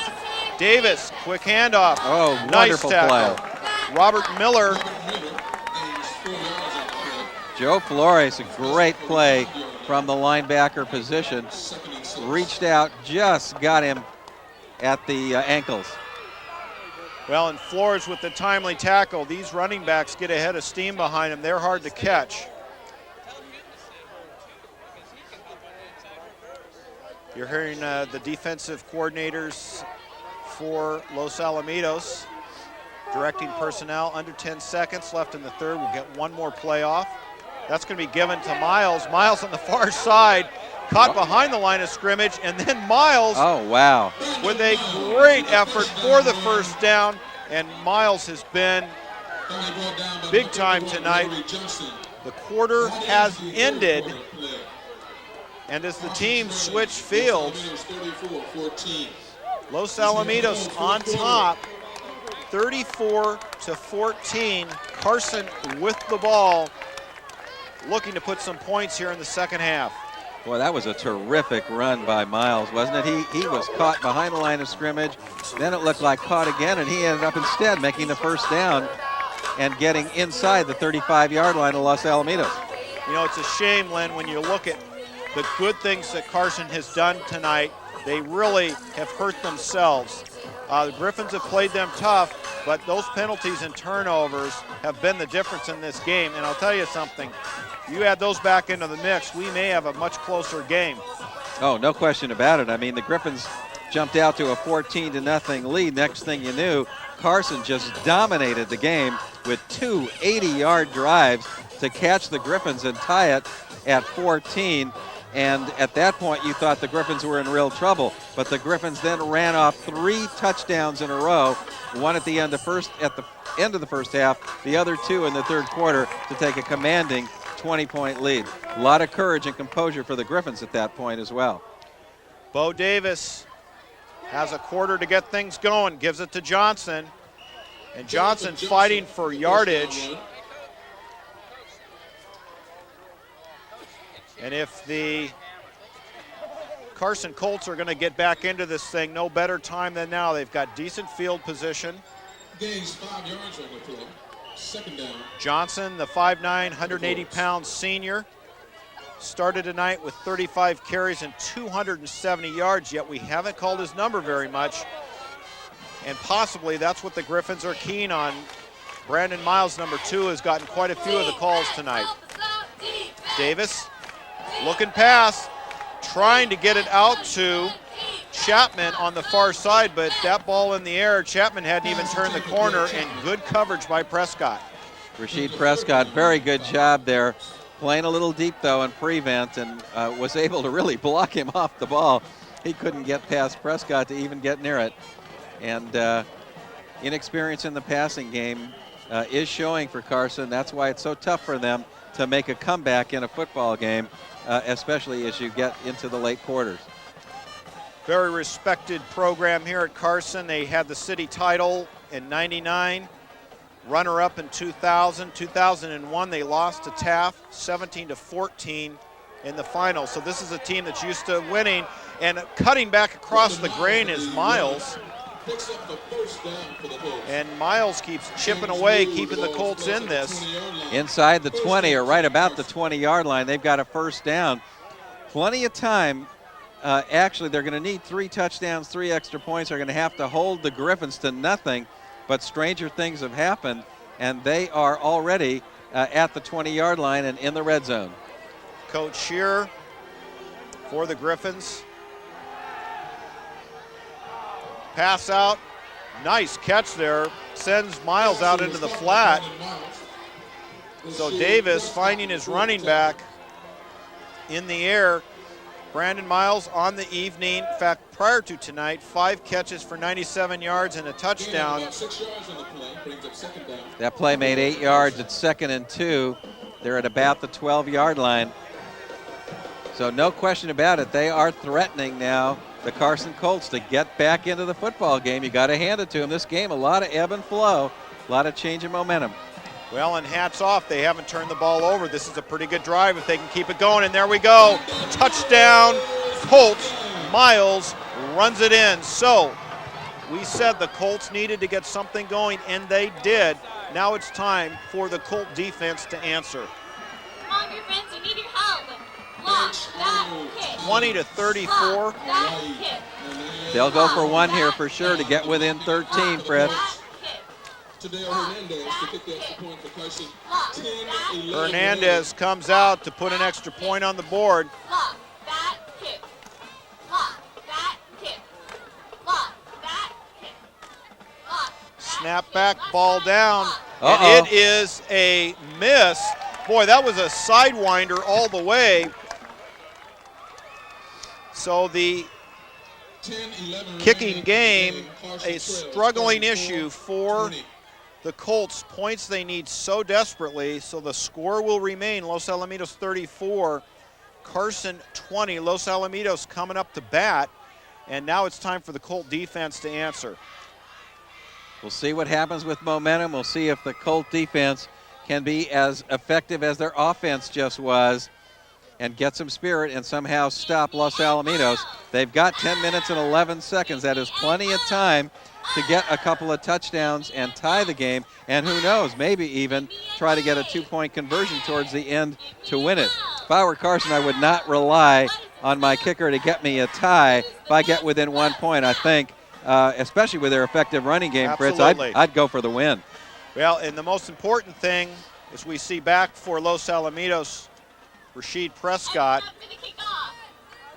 The most important thing, in fact, they're moving their hands team up front. We've seen a lot of squib. We've got Doby standing about the 20-yard line, and on the ground it goes. Doby in pursuit, and that will go out of bounds, so the flag flies. Choice is, do the Griffins take it on the 35 or have them re-kick? 35.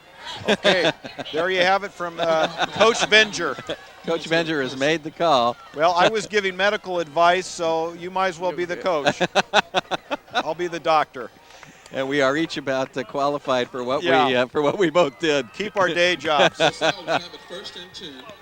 10 minutes, 11 seconds in this game, and for the Colts, let's start with the basics. And what is that? Okay, so they're that's illegal procedure where the Griffin signaling the procedure. And for the Colts, let's start with basics. Penalties. Keep the personal fouls in check. Elway steps in for the Griffins. Elway will take the 4th quarter. Wideouts are split. Elway going to go to the air. Rush gets it over to Prescott. Prescott cuts it back inside. Poor tackling again by the Colts. And Prescott with a huge pickup. And Justin Elway does a great job to hang in there with the rushing pressure of the Colts. Both quarterbacks of the Griffins, Klein and Elway, Fritz, have great composure back there when they're throwing the ball. They do not panic. They wait till the last second to throw the ball. Scares you sometimes. They're both willing to take a hit. Two fine quarterbacks. We haven't seen it much tonight, but you make a very good point. Klein and Elway run that option, and believe me, they are not afraid to take a hit.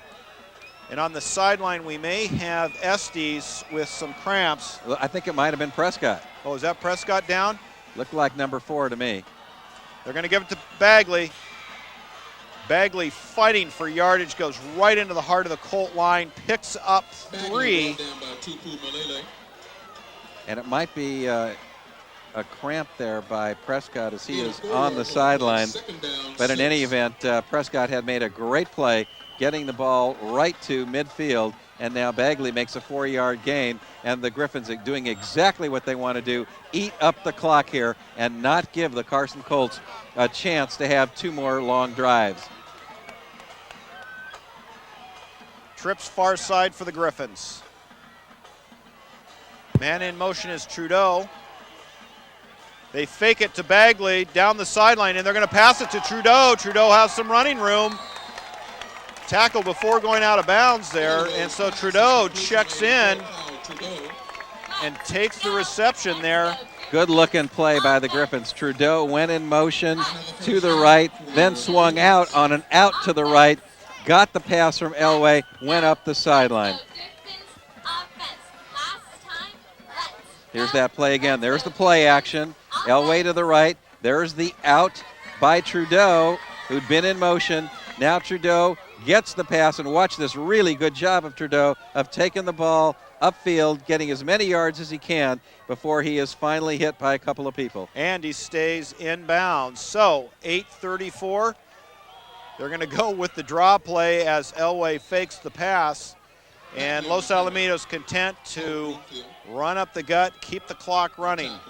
And Fritz, you made a very good call there on the fact that Kyle Trudeau did a great job, could have gone out of bounds and avoided the contact. Instead, he took on the 2 tacklers in order to stay in bounds, keep the clock running, because after the first down and the chains are moved, they then restart the clock so long as he didn't go out of bounds. 2nd down and 7.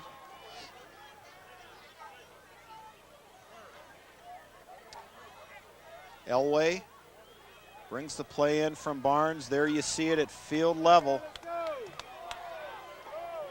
Colts need a stop here if they're going to stay in this one. They fake it. Bagley and knocked down.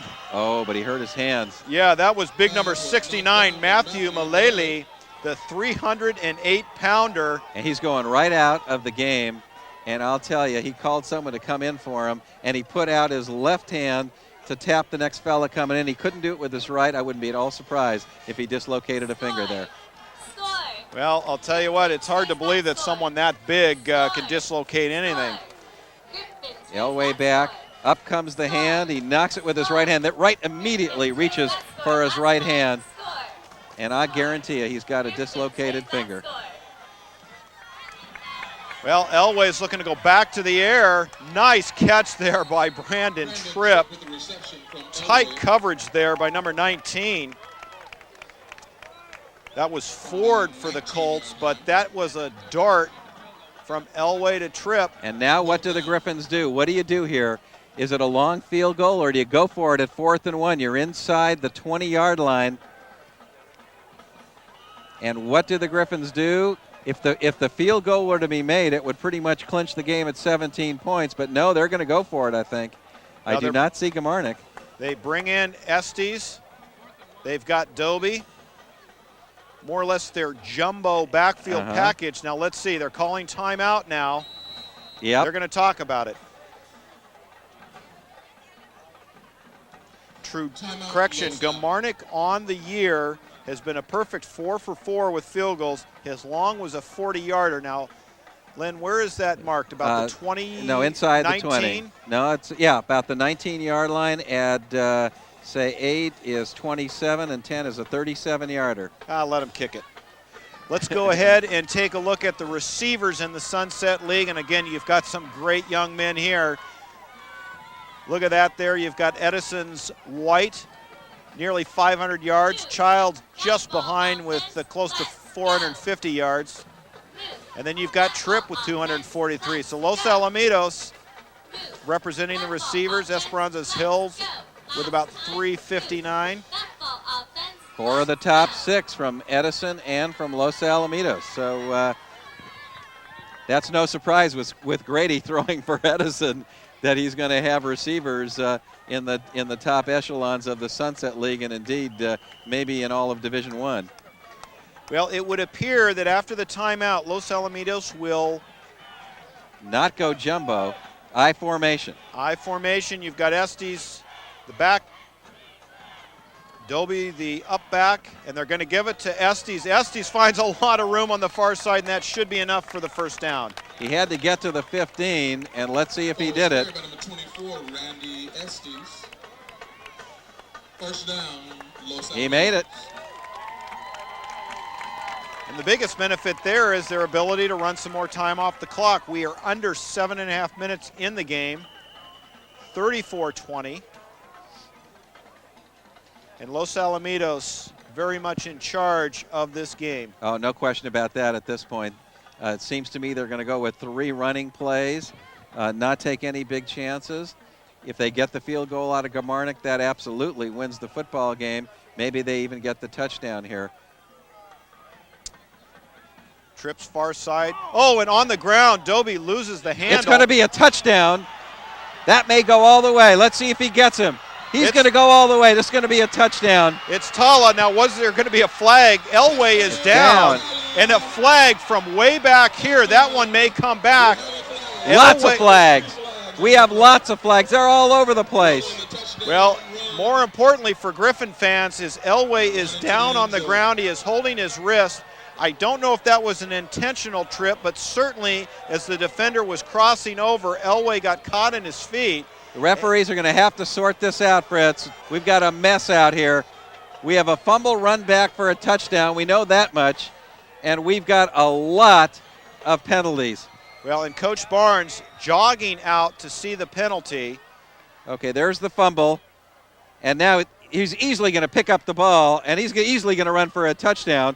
But he cuts inside. When he cuts inside, that's where Elway is. And Elway trips. Well, there it went out of the picture. Out of the picture. He's going to go in the end zone. Then there's going to be another penalty in the end zone. Oh, it's going to be that's going to be against Carson. Celebration when he dove in the end zone. A very foolish play by Carson on that play into the end zone. It appeared that Elway was holding his left wrist. And the tough part about this is he didn't see the back or the Colt player that tripped him up. So he was more or less falling blindly. And Coach Barnes concerned, and you see Klein there warming up. So far this year, Los Alamitos has had the benefit of 2 starters. And we talked about it, what a great opportunity when you have 2 starters. If one were to go down, you don't lose much. But Elway being escorted off by his coach, and that not a good sign. Correction, that is the right wrist. And they are holding his forearm. Oh, my goodness. Oh, no. And now the penalties against Carson, and we're hearing booing. Now, I don't think it is booing against. It's a clip. It is. Wow, the Colts are going to go backwards a long way here, but I'll tell you that what is so upsetting for the Griffins, it looked like it was a clip on Elway, in fact. Somebody, I think, hit him from behind, and I think he fell badly and landed perhaps on his forearm. That's one of the penalties. The celebration is the next penalty. So we've got no touchdown, obviously, because of the penalties. Well, and just so we're clear, as we're hearing Carson's fans booing, and at the same time as Elway was walking off the field, it may have appeared that they were booing Elway, and that is not the case. at that point, the referees were marching off the penalties, and of course a touchdown now taken away, typical of the night the Colts have been having. Can't get anything going. Touchdown comes back, and but they've got the first down, having recovered the fumble. A very bad mistake by the Griffins on that fumble. They just had to hold on to the ball and let the clock run. So Davis hands off, and we may go for another touchdown. Estes the only man to beat. Miles ridden out of bounds, and now we've got to be careful because we've got some very emotional players. Referees keeping control. That was a great run there by Miles. He's just had an amazing night. Miles with an amazing night tonight. Here he comes around, and look at that blocking in front of him, and he just shows his speed. He got by there on the speed. Estes has the angle on him, coming around, and there's Estes. He's going to bring him down right there. He tried to cut back in, but no chance. But the real damage here, the real damage, ladies and gentlemen, of course, is the injury to Justin Elway. And it's almost as though the attention in this game has moved to the sideline. You can't even see Justin. He's surrounded by so many people. We've got the equipment manager down there and a number of personnel. In fact, we unfortunately heard tonight the trainer for the Griffins' father suddenly passed away. So on top of everything, we've got an assistant trainer with a very important role tonight, taking care of one of two starters for the Griffins. However, the play is still on the field, and with 5:49 left in this game, the Colts trying to get something going. That's going to go to Miller. We've got a flag on the play again, and that appears to be holding. We'll see. It's in the vicinity of Chris Cherie. And let's check the call. Sete Ahulehe. And it looks like it's going to be against Carson. They are starting to move back. S-T-O-M-P. Griffins, of course, will take that penalty. S-T-O-M-P. Stomp 'em. Big D. And they're moving back. Stomp 'em. Big D. Last time. Spot of the foul. Referee had the spot of the foul with the handkerchief, and he's going to move. Let's go ahead and check in downstairs with John Bowles with the condition update on Elway.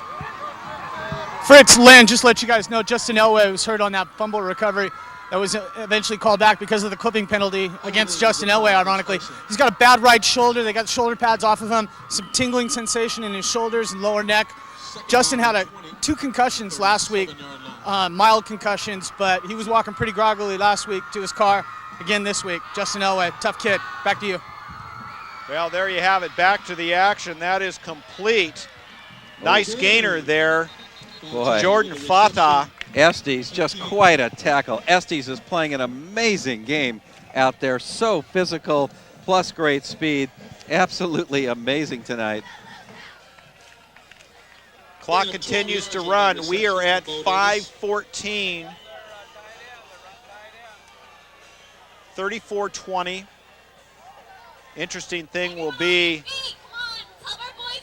as the jersey end pads are off of Justin Elway, how he shapes up for the opening of league play next week. And if he's not ready, a big blow to the Griffins, although Klein can do the job. Miles coming near side, cuts it back up.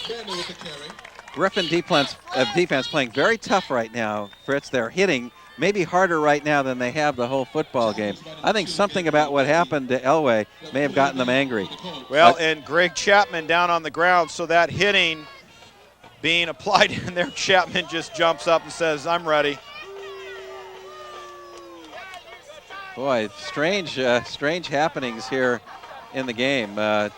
Chapman now coming out of the game, actually. He is limping a little bit. Well, and here's the thing. He's got to come out. He was down on the ground. And so trying to score an Academy Award there and shake it off, but he will have to come off. 4:36 left in the game, and if you're a Griffin fan, you're hoping just to get out of this thing, get it over with, and get on the bus.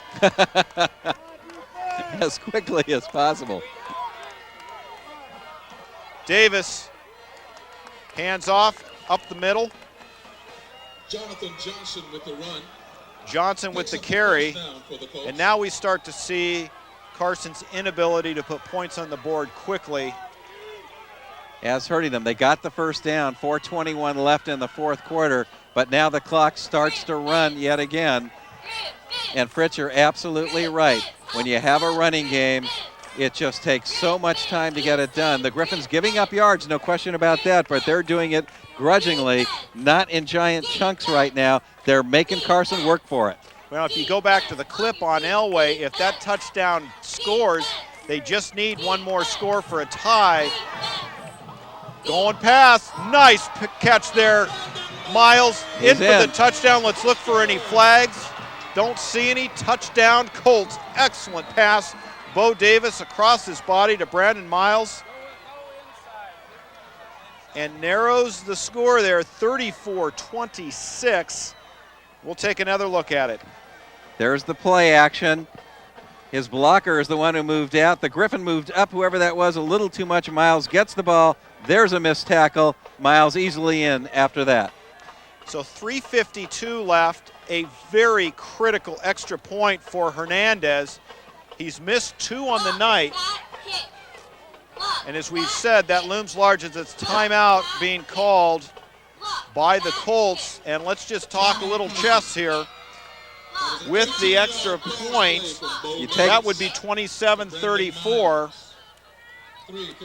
Before we go there, let's go downstairs to John Bowles. Guys, further update the condition of Justin Elway. Doc Johnson says it's a separated shoulder, possible broken clavicle. We'll have to have x-rays and check on it next week. But Justin Elway, tough way to end the night tonight for the Griffins. Back to you guys upstairs. Boy, from a situation, Fritz, where the Griffins were completely in command with the ball deep in the territory of Carson, just crazy things happen. If Bagley doesn't fumble, the Griffins probably win the ball game, get the field goal. Who knows what's going on? But the fumble occurs, the crazy play.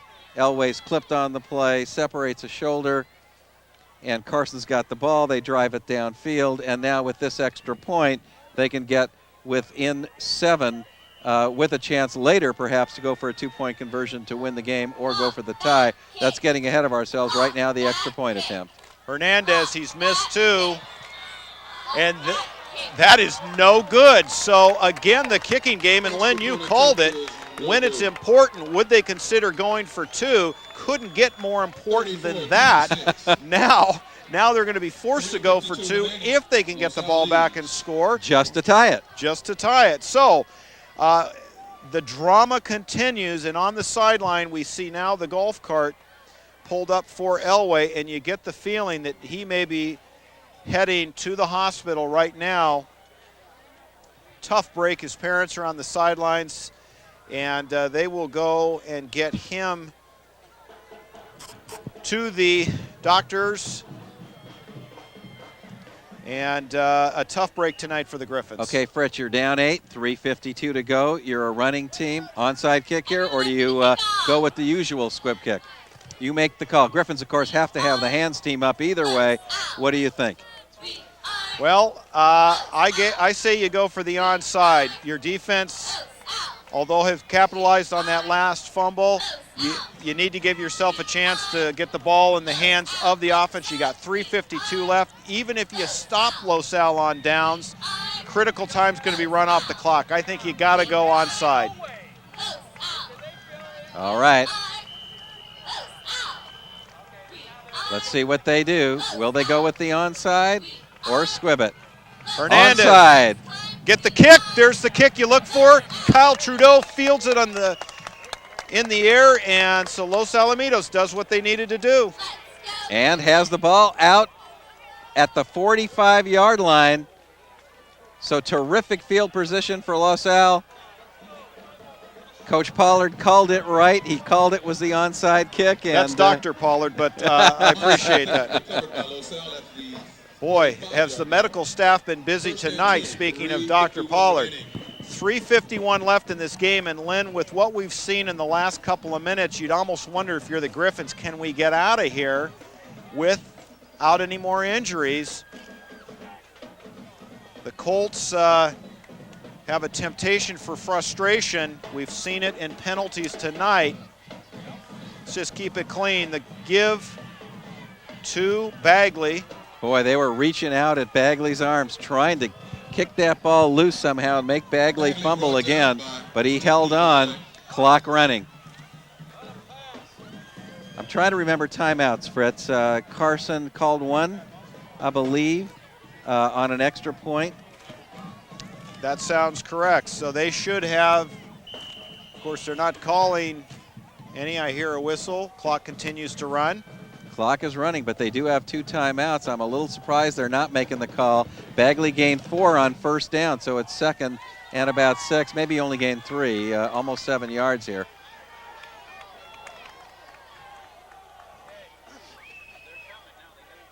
We'll be at under 3 minutes by the time this ball is snapped.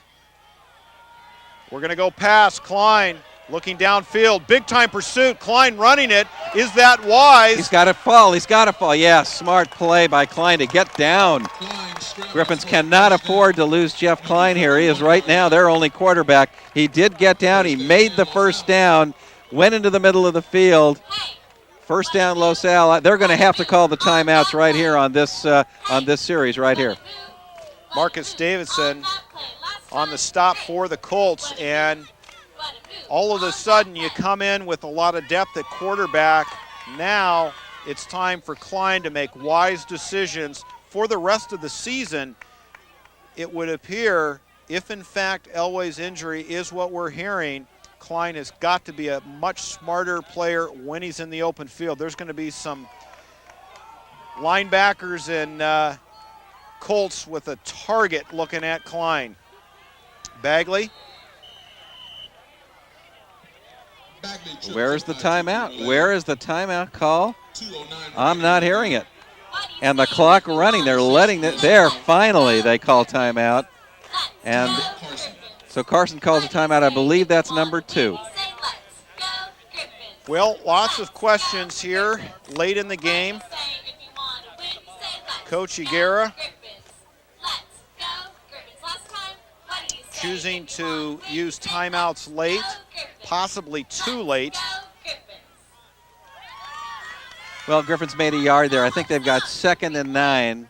They're certainly going to run the ball, and Carson will use their last timeout on 3rd down. So this isn't over yet. Okay, we got Sunset League running. Huntington Beach, Harrigan with 937 yards in 4 games. Are you kidding me? That's spectacular. And then Avila of Edison has 450. And then the rest, nobody doing too much. Lyman, Baker, Bagley, and Filer of Fountain Valley all at under 300. So Harrigan clearly of Huntington Beach dominating the running so far in the Sunset League. And the Griffins are going to have to face that team and that running attack this year, Fritz. Well, Huntington Beach historically been the doormat of the Sunset League.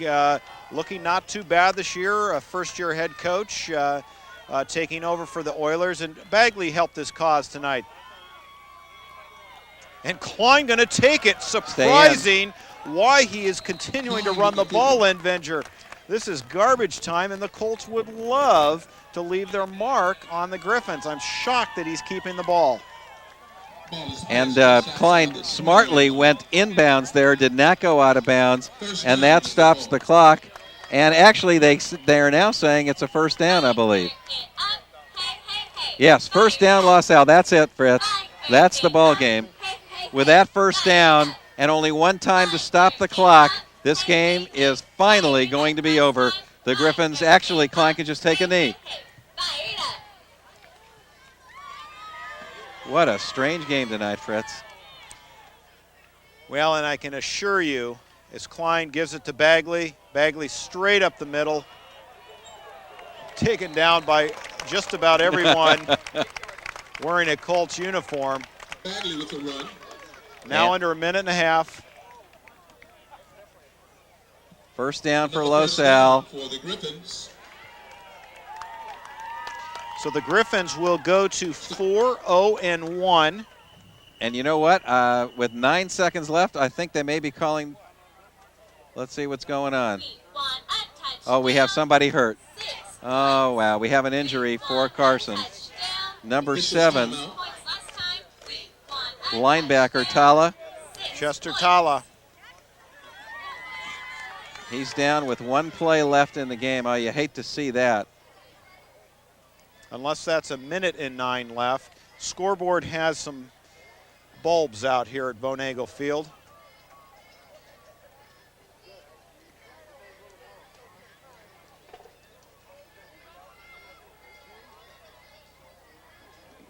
See if we can see what happens here. Everybody trying to grab the ball from Bagley. Bagley holding on to it and making yards while he's at it. And hard to tell exactly what caused that injury. And here comes Elway as he's being taken off the playing field on the dirt track in a cart, as they will get Elway to some medical experts and get that that collarbone looked at. Well, and after tough all break. that is a tough break, and Elway's still over there. Hasn't left the field yet. This player is down here and now finally getting up. Glad to see it. And for the Colts, they will go to 3-2.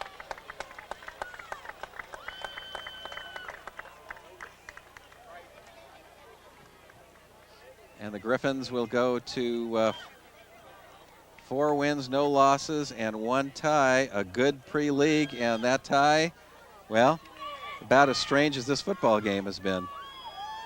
Well, and Los Alamitos playing one of their toughest pre-league schedules that I can remember. Opened up against Hart, of course, the Hail Mary pass late for the tie. Had a good showing against Brea. Very competitive against St. John Bosco. Last week came from behind to beat La Habra, which was a fabulous test of the Griffins, and of course a big test tonight. Here's the last play of the game, maybe even no play at all. This clock's going to run out. This game is over, Fritz. Well, wait, we're just under a minute here, so we may see one more. You were right. You called it there. That the strange lights on the clock make it actually another minute that was left on the clock. But for the Colts, just another minute of misery, as this game pretty much given to the Griffins through penalties and turnovers. And if you're Coach Aguirre this next week before you start Marine League play, the focus has got to be on penalties and playing disciplined football. And of course the turnovers, I don't care how good a team you are, turnovers are tough. They had 12 penalties against them in this game, Fritz. That is just way too many for Game 5. And Klein not only takes a knee, he gets out of the way. Head for the hills. That's the ball game. Well, that will wrap it up. And from Vonagle Field, the Los Alamitos Griffins, 34. The Carson Colts, 26. That will move the Griffins to 4-0-1 as they open league play next week. The Carson Colts finish at 3-2. And on a chilly evening here in Carson, the biggest setback for the Griffins may be the injury to Elway. Folks, stay with us. We are going to be back. Step aside for just a moment. Bring you back with the final wrap-up here from Vonagle Field. The final score, Los Alamitos 34, the Carson Colts 26. We'll be right back.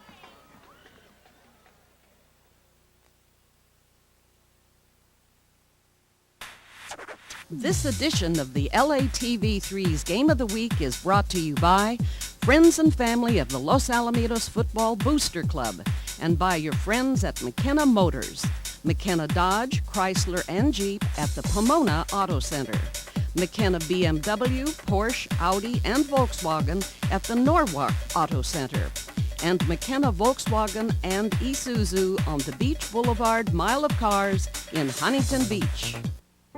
It isn't an order or a command. Protocol doesn't require it.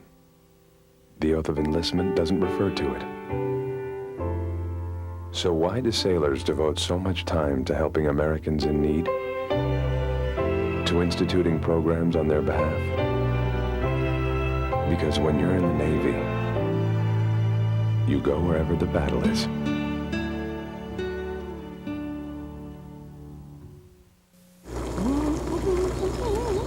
Winston, just one more inning, Grandma. Ever notice how many things today kids can do without actually moving? A whole lot of things their parents used to do the hard way. So many kids' activities today seem to leave out the activity part, which makes exercise even more important for children.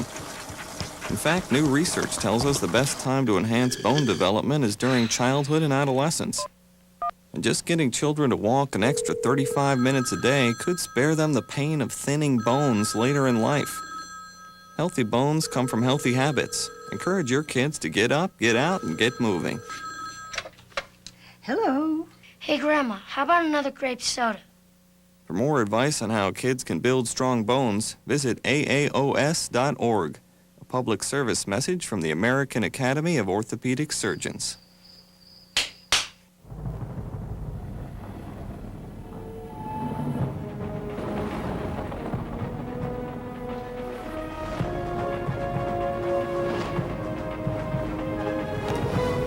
The passage is intense, but if you complete the journey, you will find your destiny among the world's greatest warriors. The few, the proud, the Marines.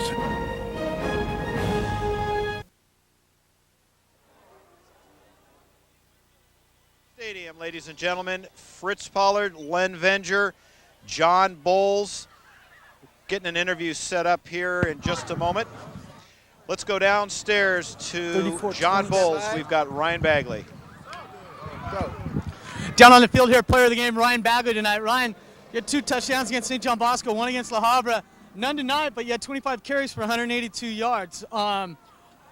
Touchdowns versus big games, carrying the ball and yardage-wise, which one do you prefer?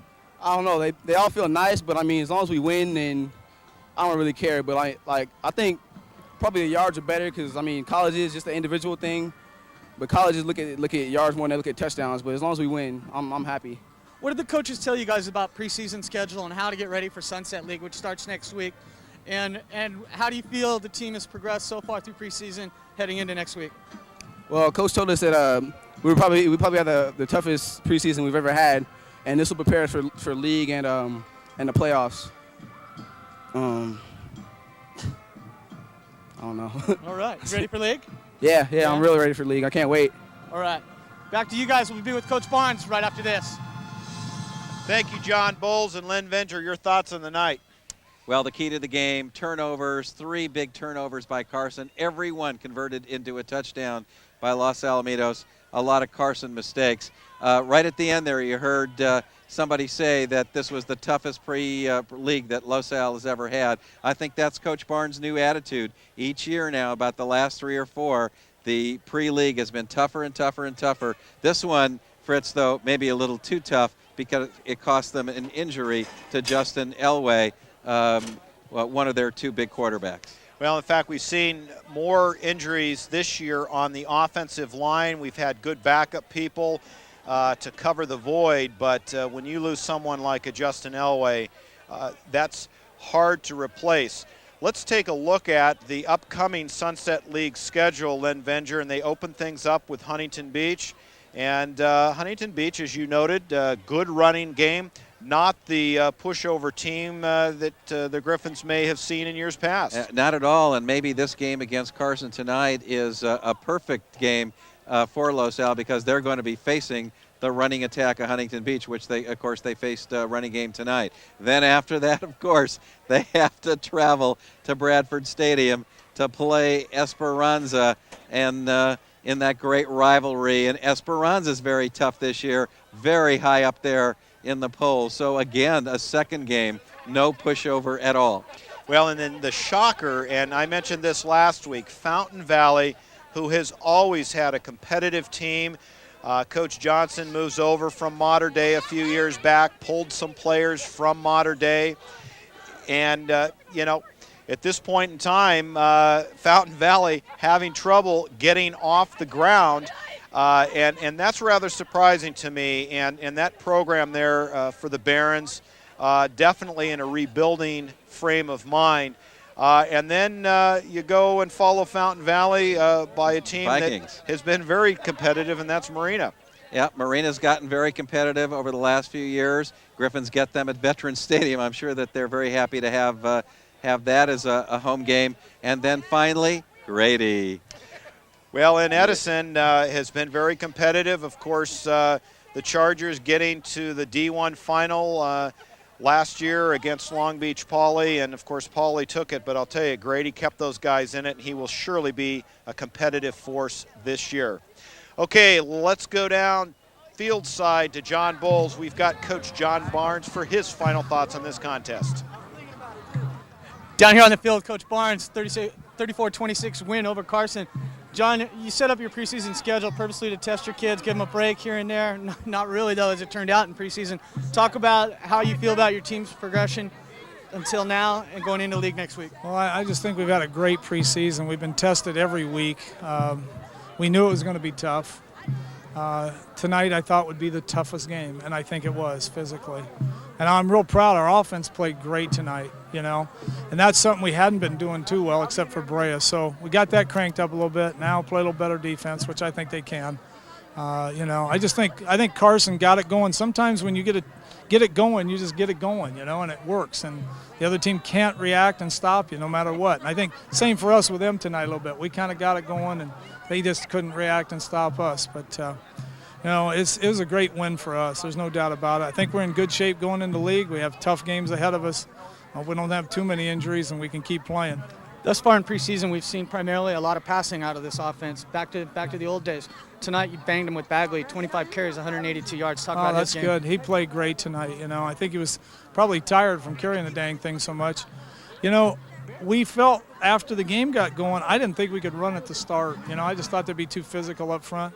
And at the end, in the second half, we said, hey, we can run the ball on these guys, take time off, keep our defense off the field, and we did a pretty good job of that. Right. And that was our plan once we saw what we could do. And we made some timely passes, you know, but it was good. Last question, play there at the end of the fourth quarter. Justin Elway got hurt on a clip penalty on a fumble return going the other way. Those are ugly things in football. You know, I hate to say it. I think it was a very bad play by them. And if he's hurt for the year, then I'm brokenhearted. He's been playing great. He played great tonight. All right. You know, but you go on. You know, we can't stop. We got games to play, so we'll be there. Good luck next week heading into Sunset League. Thank you, John. All right. Back to you guys upstairs. As we mentioned, Justin Elway, separated shoulder, possible broken clavicle. Tough way to end the preseason. But Jeff Klein, be ready to take them reins next week. Back to you guys. Thank you, John Bowles, and thank you, Coach Barnes and Len. You could see the frustration and the absolute deep caring for these players when Coach Barnes was commenting about the injury. I don't think I've ever seen a game where Coach Barnes had so much emotion and, if you will, maybe even a little anger